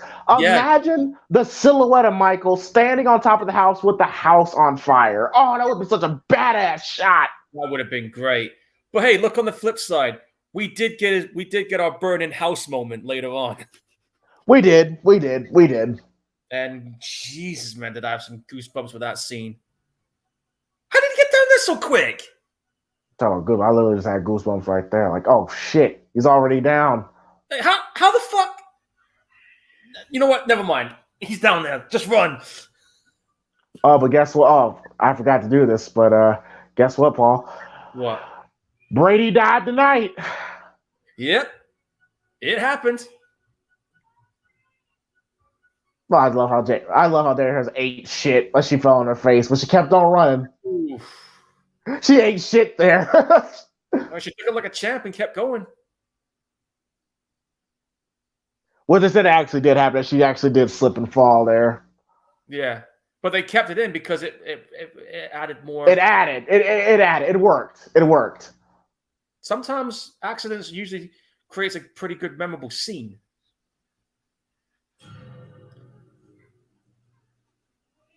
I just want to go home. Just something a child would say. I know, but I just want to go home though. Yeah, the one place where I know I'll be safe. Yeah. Not in this story. Nope. Hang on a minute.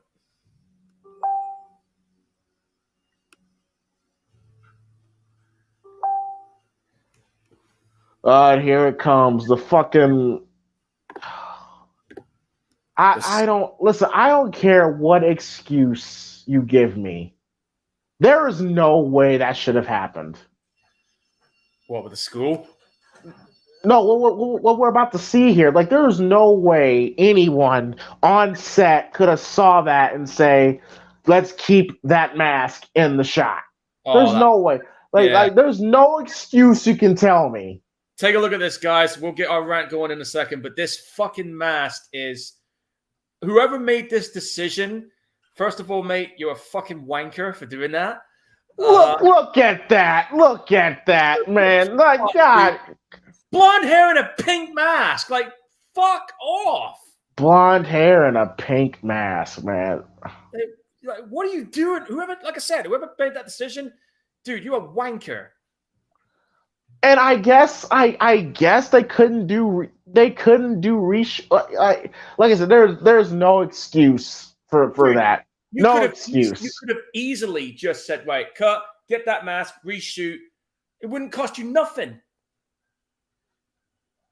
Like, I don't know if Dwight Little wasn't on set or that is unacceptable. Unacceptable. What I understand, this was the first day of shoot, and that was the first introduction. Unacceptable. Yeah. Unacceptable. Very unacceptable. That's just some bullshit right there. Oh, I love Daniel Harris here. Like she knows he's up the stairs. She knows it's up the stairs, and that realization. Yeah. Oh gosh, she's so fucking good. She's so fucking good in this movie. Definitely. Like I said, she definitely put on a clinic with this role. Both her, Ellie Cornell, and Donald Pleasance. Yep. And again, he's just sadistically pacing himself here. And just when you thought he got her, here comes my baby. Got him good. Yeah! Get his ass, Rachel. Freeze him. That was awesome. That was a badass moment for Rachel right there. Yeah, she had a heroic moment right there. Right, you can tell right now that Jamie here has been through hell. No amount of therapy is going to get over this. Come on, Paul. Let's superstar him. That's what they get paid for. Evil dies tonight. Let's go shoot the son bitch. Let's go. Let's go. Let's hunt this bastard. Yep, but they're like, no, we're going to get out of here. No, we got to go in there and shoot the fucker. What are you doing? I think y'all. I think y'all done it. Y'all fucking tore poor old Ted Hollister to smithereens. Yeah, they blasted the shit out of him. I would like to have that sign. Welcome to Haddonfield. I would like to have that sign. Yeah, I agree. Here's another question we got to put out there, man. How the fuck did he get under that truck without anybody knowing?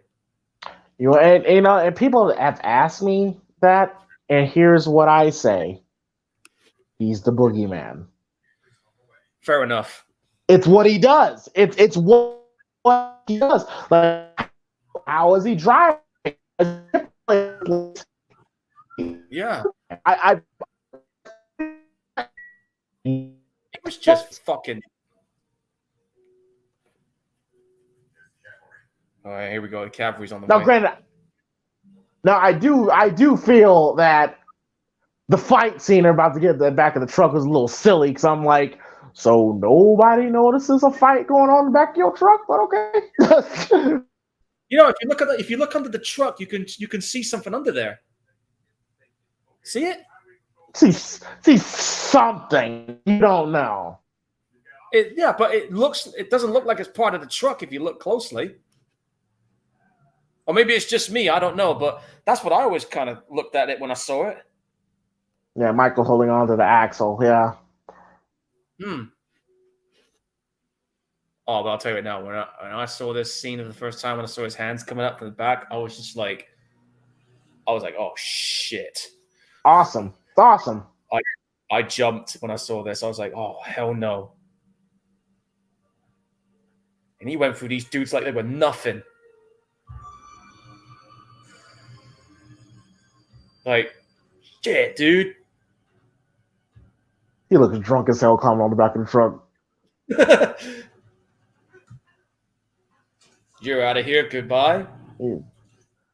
Got him. But here's the thing. It's like, and then you got that one dude just standing there. I'm just like, bruh. How'd you not notice this? One... Now he notices it. It's like, get the fuck off the truck. And now Earl notices. I'm just like, bro, you could have. Okay. Nice gory moment here. This is cool. Ooh. And apparently that was an add-on too. Like they added that piece of gore on later in the later shoots. Yeah. He almost damn near tore that guy's head off. Mm-hmm. Sorry, mate, but you're gonna have to get out the truck. We need this.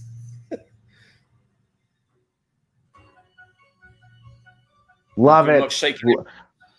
No, I love how it kicks in now. Like, okay, here we go. Yeah. Love it.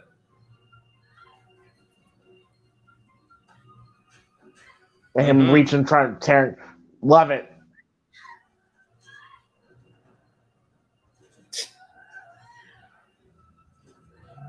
Gotta shake him off.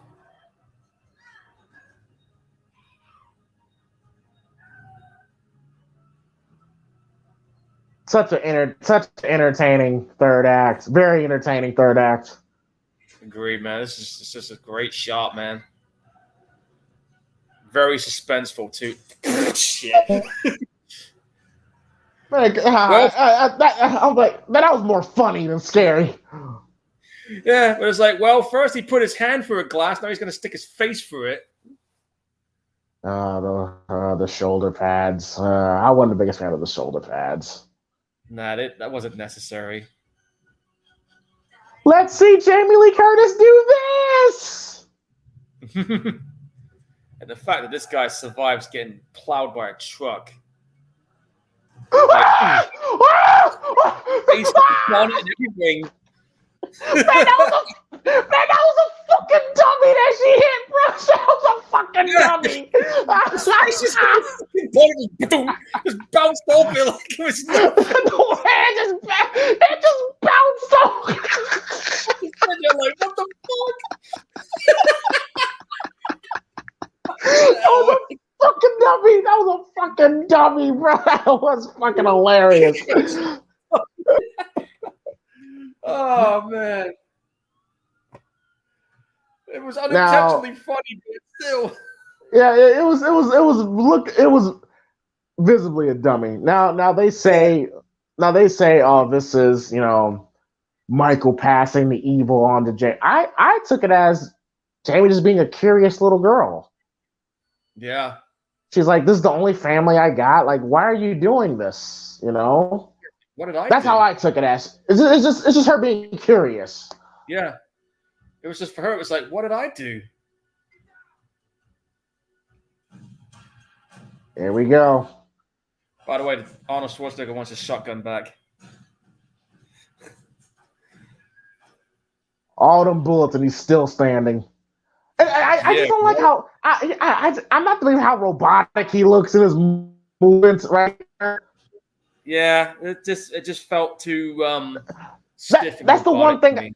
Yeah, that's the one thing about George P. Wilbur's performance. Like, he just felt he was a good Michael Myers. Don't get me wrong, but there was some moments where he just did kind of feel very stiff and robotic. I don't know if that was because of the shoulder pads, because they said he added on shoulder pads to make.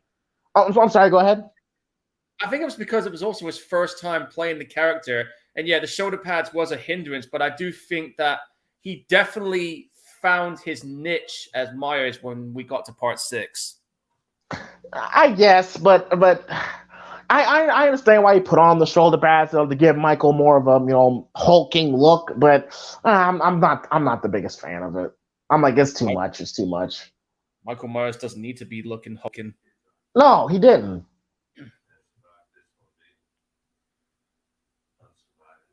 And we're about to get arguably one of the greatest endings in horror history, not just Halloween, but in horror. Well, this ending is infamous. And this ending, I'm not going to lie, I said it last time when we were talking about Halloween 1. This shit freaked me out. It's a great ending. And I still feel we'll get into more of a discussion once the movie's over, but I feel if the series ended here, I think it would have been perfect. Yeah. Oh shit! I don't know what you were thinking when you saw this POV shot again, especially when the mask comes on.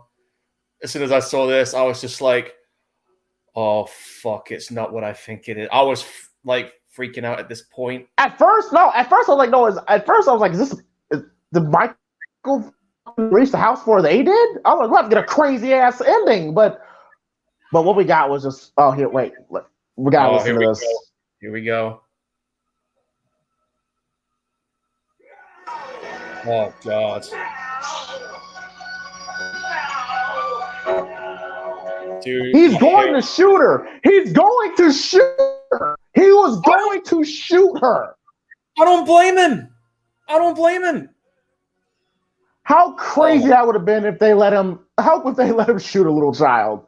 Dude, look at the way she's staring a hole at the fucking camera. This freaked me out. Look at that. Dude, my hairs are standing up on my arms again. Jesus Christ. And I love it. And Paul, what I love what they do here, it goes back to the music that we heard in the beginning. Yeah. Oh fuck! I gotta hear it. Let me just listen to it. Let me just sink it in. Well, while you listen to it, Paul, and here's the thing. I love what they did here because it keeps you in that moment. It keeps you feeling. Because you know how movies nowadays they want to like play some sort of like a rock music or whatsoever. Not there's anything wrong with that, but still. No, but like you hear the Halloween theme, you see Jamie's face, and then you go back to that very moody, ominous music. It keeps you in the moment. It keeps you going like, what the fuck do I just see? Yeah. Oh man. Sorry guys, I'm just listening to that music score because it's one of my favorite scores. I actually have this on my MP3 Walkman, James. I play it every once in a while. It's a great score. It's a great score, and I love that they made that decision to make this song be the song you hear because it makes you feel like it just keeps you in that moment of what you just saw. It just keeps you in that moment, like what the fuck? Can you imagine in 1988 and seeing that for the first time? How crazy that was! I guarantee you, a lot of people walked out of that cinema freaked out. Freaked out. Like I'm pretty that ending scared the shit out of a lot of people. Scared the shit out of me when I was first saw it, dude. I was scared the shit out of me. Like, I mean, what the hell was going through your head when you saw that for the first time at the age you were at? And credit Daniel Harris. Like, her body language and the look on her face was just spot on. But seriously, dude, what was going through your head when you saw that for the very first time? Me, I was in shock because we literally followed this journey with this little girl for the past 90 minutes and for her to be corrupted by whatever evil Michael had, it's heartbreaking. Like it was legit heartbreaking seeing this precious little girl that. When looking at that, and I still say it today. Oh, look at the design supervisor, John Blitzer. John Buechler, yep. When I saw that the first time, it was just like I felt like somebody took a shotgun to my soul and blew it out the back of my ass.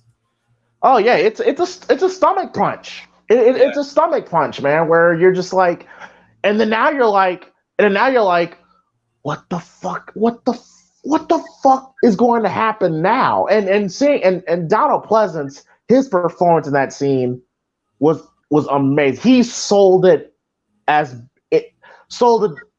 amazingly. That Halloween theme's playing, and it just sounds more ominous in this one. It does. And I rarely watch films all the way through the end credits. This is one of those rare ones that I do. Just shit, man. It's a great thing. I will say this 2 and 4 probably have. Well, no, this 2, maybe Halloween 18, and this have like the best themes. Well, I'm just going to give this a thumbs up on the Netflix rating score there. There you go. But folks, that is Halloween 4, The Return of Micheal Myers, man. And it is still to this very day definitely one of the best in the franchise. If you want to avoid the shitty ones, if you want to watch the good ones, this is one of them. But Paul, I want to have a discussion real quick with you. Let's do it. Now, and I've been thinking about this leading up to this movie. Now, for one, this franchise has had 4 opportunities to end the franchise. 1, 2, 4, and H2O. That's right. Now, I still say the best ending is the first film.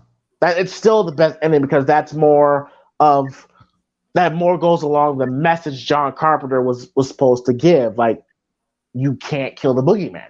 You can't kill him. Halloween 2, you burn him to a crisp. There's nothing left. That's a good ending. Yep. Then Halloween H2O, it's more of a good ending for Laurie, but it's not really in line with what John Carpenter's vision was. Mm-hmm.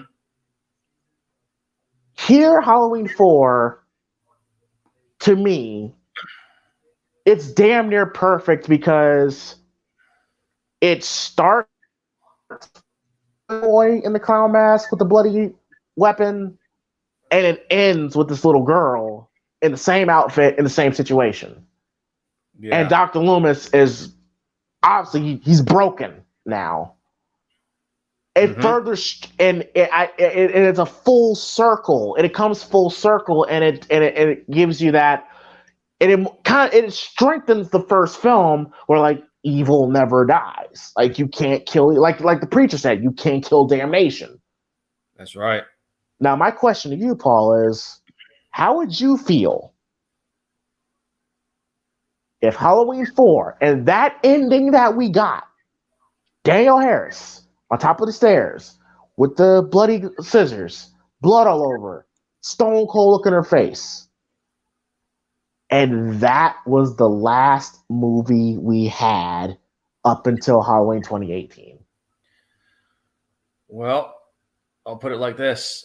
If that was the last Halloween movie that got made until we had the 2018 film, I wouldn't be mad about it, because it was just, it checked all the boxes. It had that, it brought it, like you said, it brought it full circle, and it just gave you this impression that one way or another, the evil that Michael possesses eventually is going to bleed off into someone else, whether they want it to or not. And it just shows the fact that it can corrupt anybody, and it don't matter who you are or how old you are, because you and me both know when when Michael Myers is involved in somebody's life, it is going to get destroyed within a matter of overnight.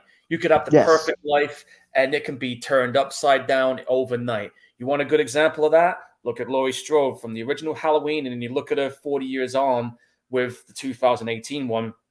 Her mental state and her life was basically fucked at this point, because she was living in fear, knowing that one day this son of a bitch was going to come out looking for her, and she wanted to be ready for it. And it became her obsession. It almost, I'm just going to go ahead and say it. It drove her to the point of madness, where she couldn't think of nothing else. And that's what obsession will do to you sometimes, when something traumatizing will hit you like that. So if you had the original ending of the original Halloween movie and you left it like that and didn't have another one for 40 years, you would have had a strong reaction from people seeing it return after many years. But now that I think about it, if they ended it with this one and we didn't see another one for 30 years, that, again, you would have strengthened the impact of his return 10 times more. You would have had to have added a little bit more with Laurie, with that kid, of course, and seeing what's happened to her all grown up. But it would have added more to his lore and his mythology in that, in my opinion. So I wouldn't have been mad about it if it ended on 4. I thought it would be a perfect full circle way to close it and just let it go away for a couple of decades and then resurface like they did with the recent 2 that came out. So if I had to choose which one would have preferred to have been left on, the first one or the 4th one, looking at this again, I'm probably going to say they should have left it after this one and then leave it until 2018 when we saw the return, because this ending to me felt more haunting than the original. I mean, the original was haunting as fuck too. Do not get me wrong on that. But for some reason, this one, it just, I don't know what it is, man, but it's like it leaves that like emotional scar to the viewers where it's just like it's gonna stay with them for fucking years.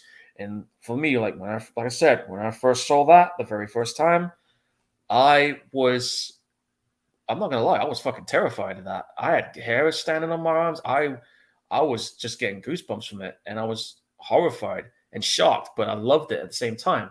When we watch it today, I had the same vibe and feeling I had when I saw it for the very first time back in the day when I was her age seeing it. And it was just, yeah. So personally, yes, I would have preferred that this would have ended here and then we wouldn't see another one until 2018. That's how I see it in this one. I'm not sure if anybody else feels the same way for anybody that's watching. Everybody has their own opinions on this, but I'm with James on this one. I would have felt this would have been the better closure until later on. Well, here's why I think it could have worked with it ending here, because there's so many possibilities. Because one, we wouldn't have to deal with the absolute fucking shit show Halloween 5 was. We didn't deal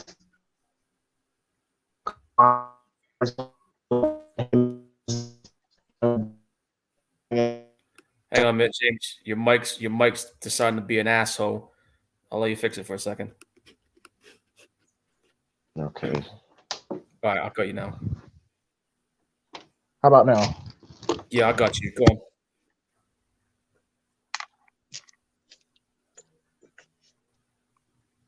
Can you hear me now? Yep, I got you.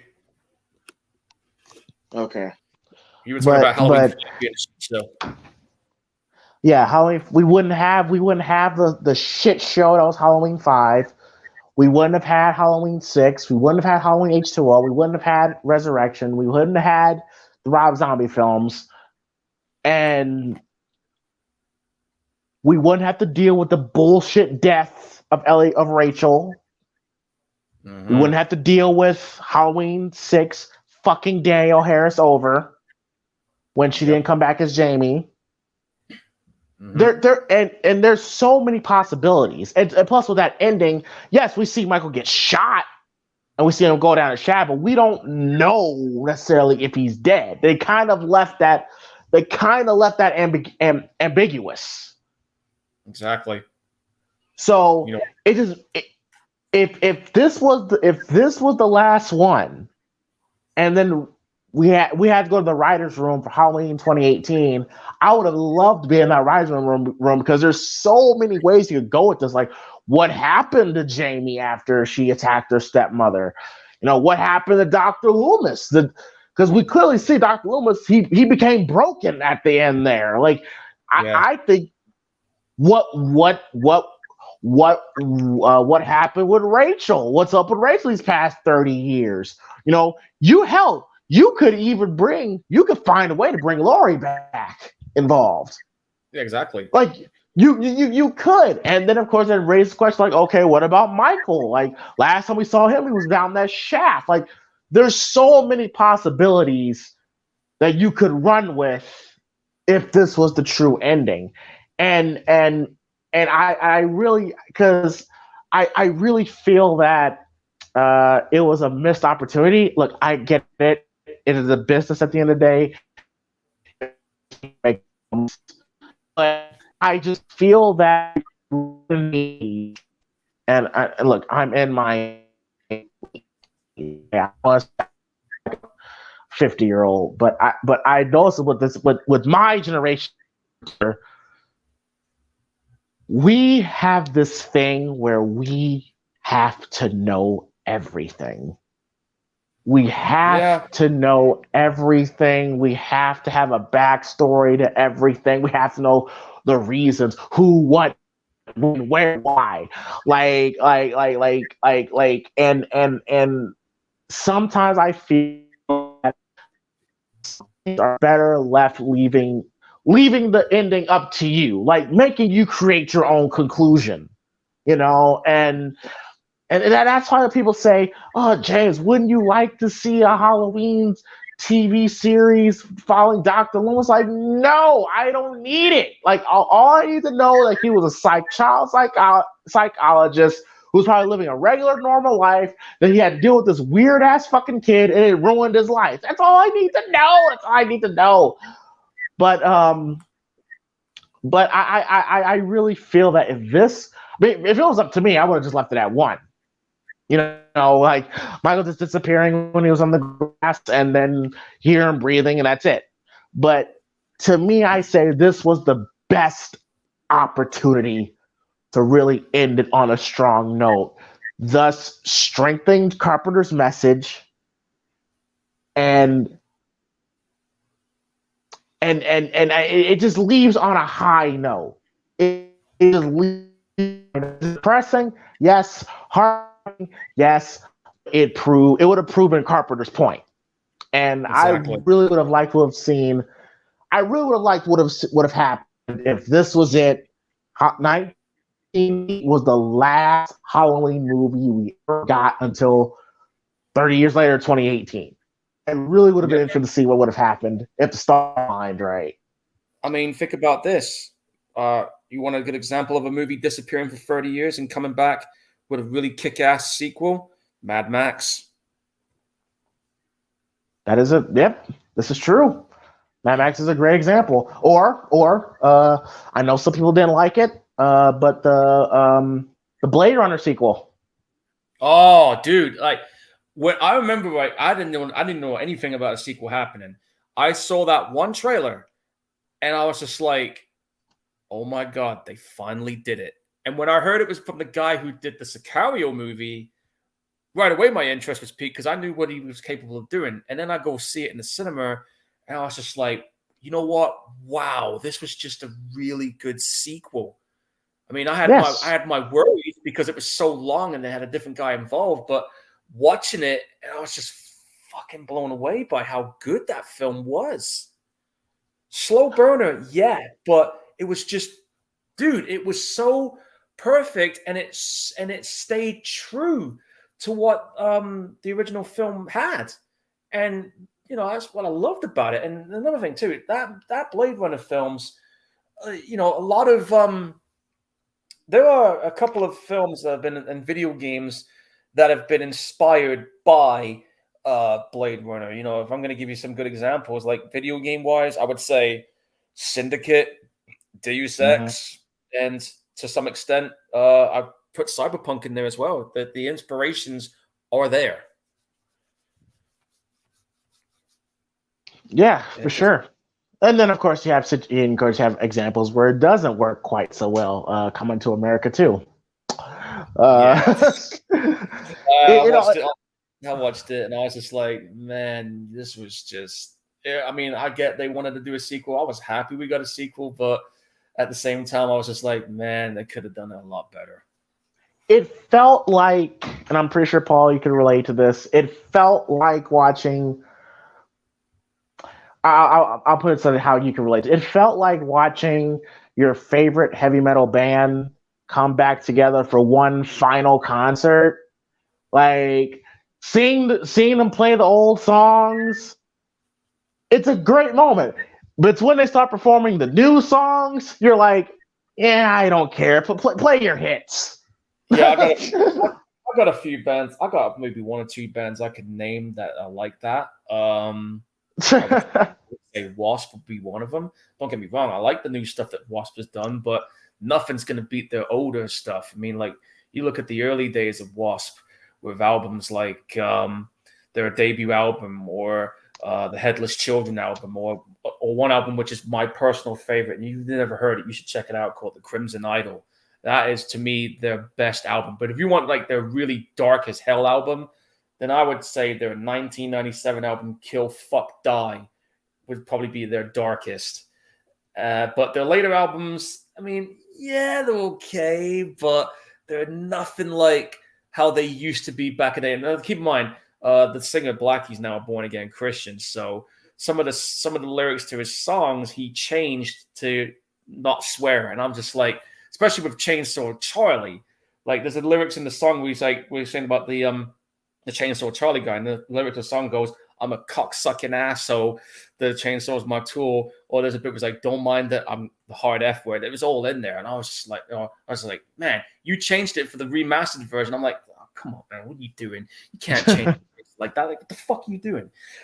I'm gonna send you the original version of that song, and then I'm gonna show you the re-recorded version, and you're gonna get back to me and let me know which one you prefer. Because right now I'm gonna say the original, but that's the point that me and James is trying to make there when it comes to some of the older stuff, and sometimes when they make a new one many years later, or if they come back, it's like it just doesn't work out.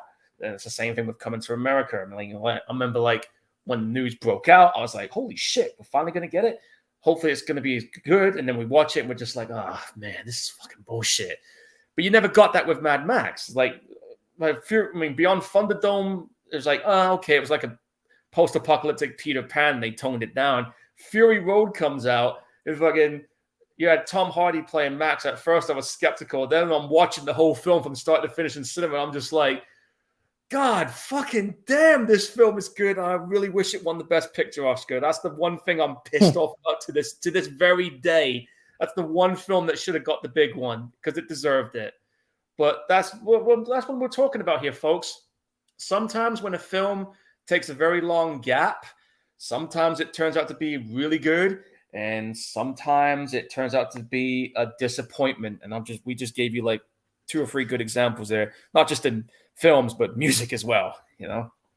Oh yeah, but at the end of the day, it all just comes down to writing and directing. At the end of the day, Yeah, that's the truth. So Paul, positives and negatives of Halloween 4, The Return of Michael Myers, and where would you rate it out of 10? Okay, well, the positives for me then, obviously, the music. I absolutely love the music score in this film. It's one of my favorite scores in the Halloween series, especially that intro. The presentation was good. The story was good. The characters were likable. So some of them were. Danielle Harris, in her film debut, puts on a clinic with this performance that she put on me. For a first time, that's one hell of a way to make an impression. Donald Pleasance, once again, as Dr. Loomis, as always, puts on a damn good performance no matter what he works with. He's always found a way to make that shit work. So that's my positives with it. And also, some really good suspenseful moments. The negatives, I would probably, that's a tough one for me to decide. I think the negatives for me would be obviously that fucking bad choice with the mask. And again, whoever made that mask decision, you're an asshole. And I think maybe, I don't know if this is just me. This is just a minor negative for me. But for me, I wish the film was just a tad bit longer and maybe a tad bit more gorier. But again, that was Atkins's decision, not mine. But the negative minor issues I have with it aside, it's still a solid sequel. It's one of my favorite Halloween movies in the series.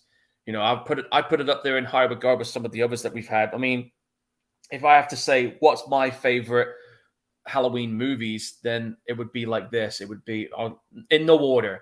It would be the first one, the second one, the fourth one, and the recent 2 that came out. And I guess James is going to kill me for this. I do have a little bit of a liking to the Rob Zombie ones for what they were. I'm not saying that they're perfect, and I'm never going to claim that. But for what they were okay. But they're not something you can. I don't mind the first Rob Zombie film. No, I will say though, the second one, there is a director's cut, which is 20 minutes more, which kind of fleshes out the story just a little bit more. But apart from that, I mean, the first Rob Zombie movie was good. Second one, it's like Marmite. People like it, people hate it. I'm somewhere in the middle of that. But like I said, the first 2 movies, this one, the recent 2 that came out, they would be the ones I would say would be the obvious favorites in the series. So for this one, in terms of scoring, I'll probably give it. I'm flipping the coin between 7.5 and 8. I'm probably going to give it an 8 right now. So yeah, 8 out of 10 for this one. Solid return to form, and a pretty decent sequel for, especially at a time when slasher movies were in the decline, and these guys still somehow managed to pull it off. Really good, solid effort. Good points, Paul. For me, for my positives. First things first. Like you said, I think the soundtrack is great. Very moody, very atmospheric. Sets the tone very well. Um, the opening sequence, like I said, is one of the best. Like the first is always gonna be forever the best. This might be my second favorite because I love the sun rising over the town, over the farm town, and you get this feeling that like something is coming. You just don't know what. You just feel like there's this dark cloud approaching the city of Haddonfield. And someone who lives in the Midwest, I've seen it looks exactly like that. Very, very moody, very chilly, Yeah. eerie. I mean, Um, say we got areas like that where I am in the Southwest, especially in the Dartmoor area. And that's like very, when you see fall coming, you definitely catch that vibe. Like you got in the Midwest, we got that kind of in the rural areas where I am in the Southwest too. oh, for sure, for Yeah. sure. But yeah, the opening sequence is amazing. The three leads, Daniel Harris, Ellie Cornell, and Donald Pleasance. Donald Pleasance, the only person in the original from the original movies that was able to carry the flag for the franchise until his unfortunate death. Mm-hmm. Um, he was definitely the heartbeat. He was the heartbeat of Halloween franchise. Agreed. Um, he gives a great performance. A damn good performance. He's great in this movie. So many great lines, so many good moments, and that ending scene when, like I said, he was going to shoot a little girl. Like he was so. I'm gonna get to more of that when I get to the ending, but yeah, the three leads. Um, and of course, I'll put Michael Myers in there. Of course, he's a positive. Um, Kept the spirit of how he would be from the '78 film into this movie. Some things that he does I don't like, but I love how he's presented. I love how he's more. This is probably like the introduction of the Jason Voorhees version of Michael Myers. Yeah. Um, but and then of course the ending, great ending. It comes full circle, and like I said, Dr. Loomis, he, what makes that scene so scary is that I don't think he would have had that reaction he had if he saw Michael standing on top of the stairs. No. He would not have had that because he would have expected Michael to be up there. Yeah. But he did not. He did not see this little girl. He did not see that coming, and that's what makes that scary. He didn't see that coming, and he would rather shoot a little girl and risk going to prison for the rest of his life than to deal with this again. To deal with this again, and that ending is just it still gives me chills every time I watch it because it's so effective. It's heartbreaking, like I said. It's tragic, but it's poetic at the same time. And Ellie Cornell, like I said, I love the girl next door vibe that she gave to her. I love her arc. Like I said earlier, she's like the stepsister who's, like I said, doesn't hate Jamie, but she's kind of like she's getting used to Jamie. And then once the movie progresses, they embrace each other as sisters, and that's why little mini rant coming. So Paul, get ready. Yeah. Well, I'll start it off with you. I can't believe they fucking killed her off in 5. There's your opening to the rant. They took a complete utter shit on everything that was great in this movie from 5. Like 5 really took a shit on everything that was great in this movie, and and it doesn't make sense to me because you build this bond, and Rachel became to be a very beloved character within the fan base. She still is a very beloved character within the fan base, Yeah. and and you built this bond between Jamie and Rachel, and you would expect to see it become stronger in the next film, and to kill off Rachel in that fashion, and it wasn't the fact that she died, it was how she died. It was just a more egregious thing. It was just more, and the character decision that they made have Rachel do that she would not done in 4.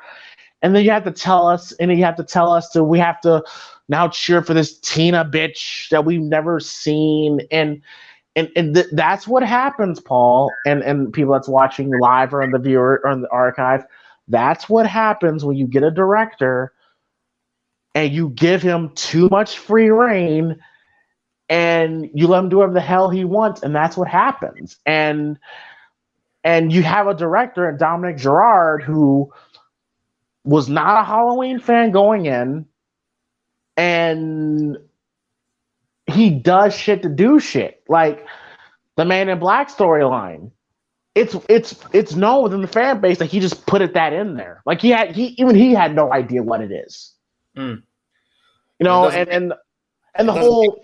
That the film I'm sorry. Sorry. I was just saying. No. Go ahead. It doesn't help also that Halloween 5 had 3 writers involved, and Dominic being one of them. And of course, ultimately, the director has the final say, and he added all that stuff in there, just ruined the movie as well, the bastard. Yeah, and then you get the introduction of the thorn symbol, which again he didn't know what that meant. He just left it all for the writers of the curse to basically they have to deal with that. And I think that's a shitty way of storytelling. Like if writers and directors, they have to have a plan. They have to see an eye to eye on things, you know. And if you're telling a story and you're adding elements to the story that you don't know, thus making the audience don't know, it's going to lead to a shit show, an absolute shit show. If you are a creator, and Paul, you should know this, if you are a creator, you want to control the narrative of your story. Exactly. And if you make a movie and then you just add random shit, and even you don't know what it means, it's going to lead to the fans being like, well, what the fuck? What am I watching? So well, I can assure you right now, if I presented that to my college teacher as my final film project, he will give me the worst fucking earful I would ever have in my entire life. Exactly. Exactly. You know, and like I said, that's what happens when you give a director too much free reign. And I guess that's what happens because I think Danielle Harris confirmed this herself. And that's what happens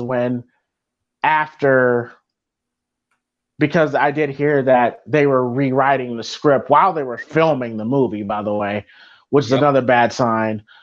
And then it also doesn't help either that, you know, that the cast and crew every night after filming will be out partying at the nearest hotel to like 3:00 in the morning every night. So I'm like, okay, so this movie was being rewritten and they were partying every night. So yeah, a coked up Dominic Girard was writing and directing this film, and you could tell. What films did this guy go on to make after Halloween 5? I'm going to check it. Omen 4. Well, in that case, then fuck that movie. Which was considered the worst Omen film in the franchise. Well, that and the remake. Both that Omen 4 was fucking bullshit. The Omen, I'm sorry, the Omen didn't need a fucking franchise. Well, to be fair, the other sequels afterwards were pretty solid, but that 4th one was just I got pissed off thinking about it because I hate it that much. But back to Ellie Cornell.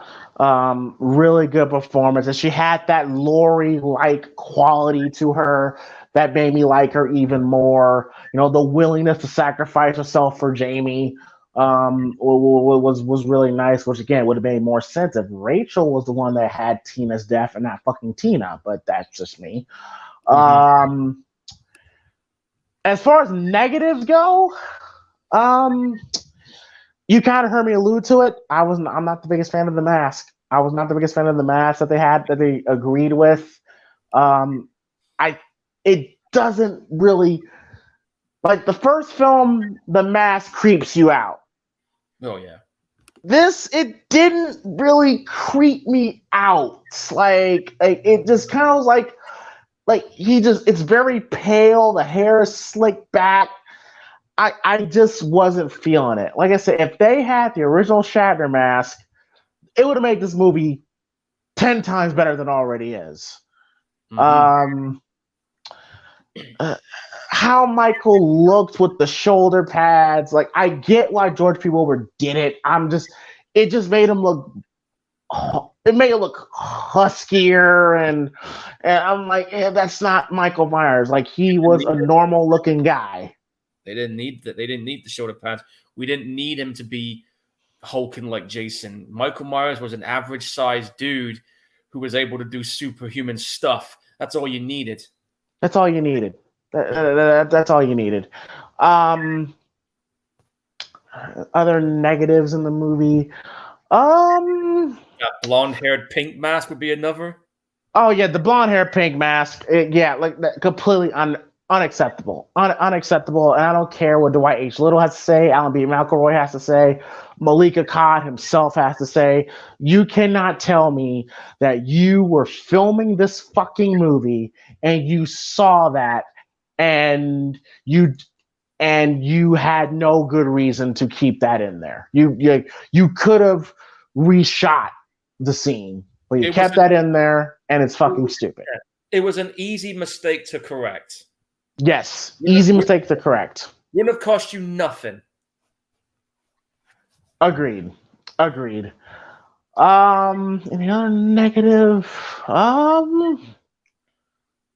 mean, very, very nitpicky shit. Like how do you get under the truck? But I'm just like, but he's the fucking boogeyman. Yeah. Um,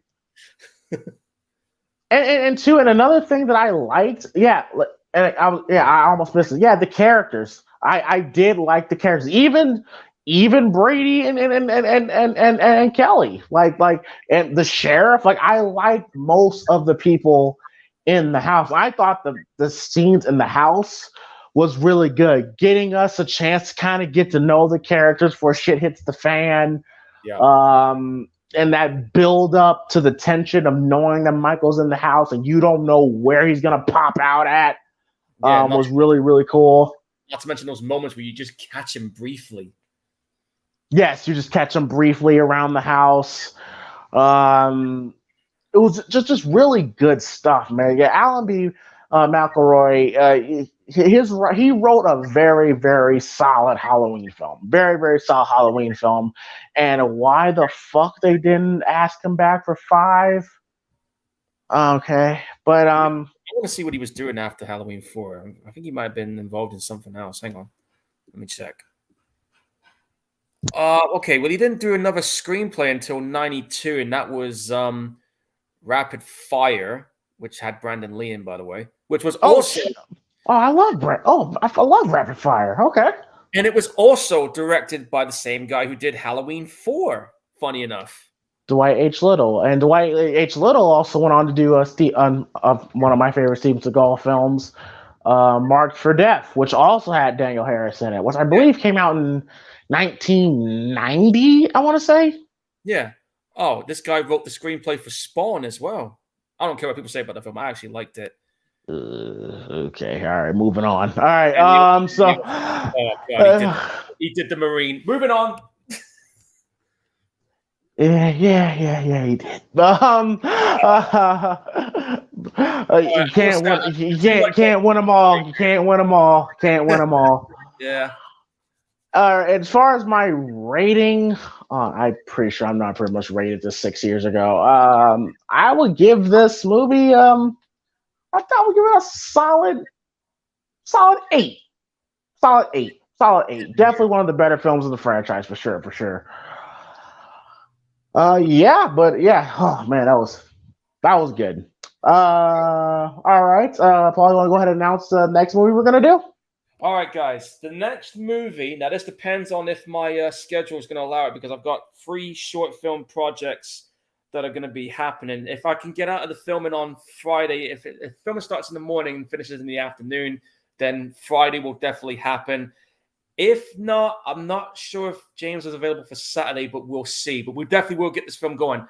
So if all goes well, the movie we're going to be doing is going to be a movie double bill. We're going to be watching both movies back to back, and those 2 movies are the Italian horror movie classic Demons 1 and 2. And I'm sure James has got something planned afterwards, and I'll announce what I have after his pick. Oh, oh shit. What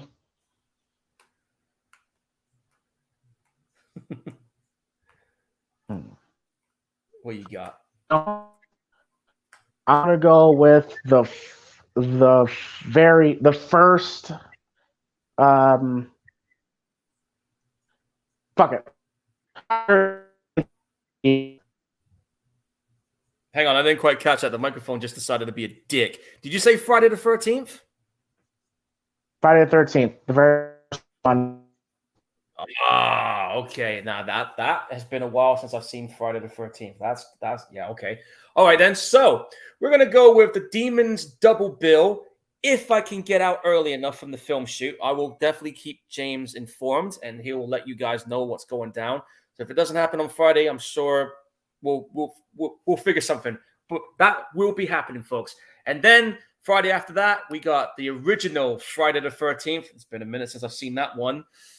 And as for the next one, you know what? I just thought of it, and I'm just going to go ahead and do it. Seeing that we're on the spring break right now, I know just the movie to commemorate the spring holiday break. You want to know what film I'm thinking about there, James, after yours? What? I'm going to go with the 2010 remake, Piranha. Okay. All right. I can. And gore. All right. Can't go wrong with that. But so yeah. So next week we're gonna be doing Demons 1 and 2. Then the next Friday we'll do the first Friday the 13th, and then we'll do Piranha, the 2010 remake. Yeah, so we're going to wrap it up there. Thank you guys hanging out with us for this weekly edition of the Primetime Gorehound Show, watching Halloween 4, The Return of Micheal Myers. I will see y'all again next Tuesday for the Primetime podcast. And like I said, where I will give you hopefully some good information about what happens Saturday with my Scotty. And just to remind everybody, I'm going to be working a program with Scotty Tuhati tomorrow night. So I'm definitely looking forward to that. And Paul, you say you got some projects, short films coming up? Yeah, I got 3 short films I'm going to be potentially doing. One of them, I could tell a little bit. One of them is I'm helping out Level 5, which is a class above mine. They're doing some short film. The next one after that would be a police training video, and the other, I can't go into too much detail the next one, but I can tell you it's going to be a neon western. All right, cool. All right, folks. Yeah, we're gonna go ahead and get out of here. Be sure to hit that like and subscribe button, and also if you support the show, go ahead and donate to the Cash App at PrimePod313. Any donation will be acceptable. $1, $4, $20. Any donation will be greatly appreciated because this channel is not monetized. Be some support. Amount of content that we're pushing out to y'all. But yeah, I got to go. Shit. So so we'll see y'all later. Have a good weekend. Everyone be safe, and we are out. Peace. See you laters.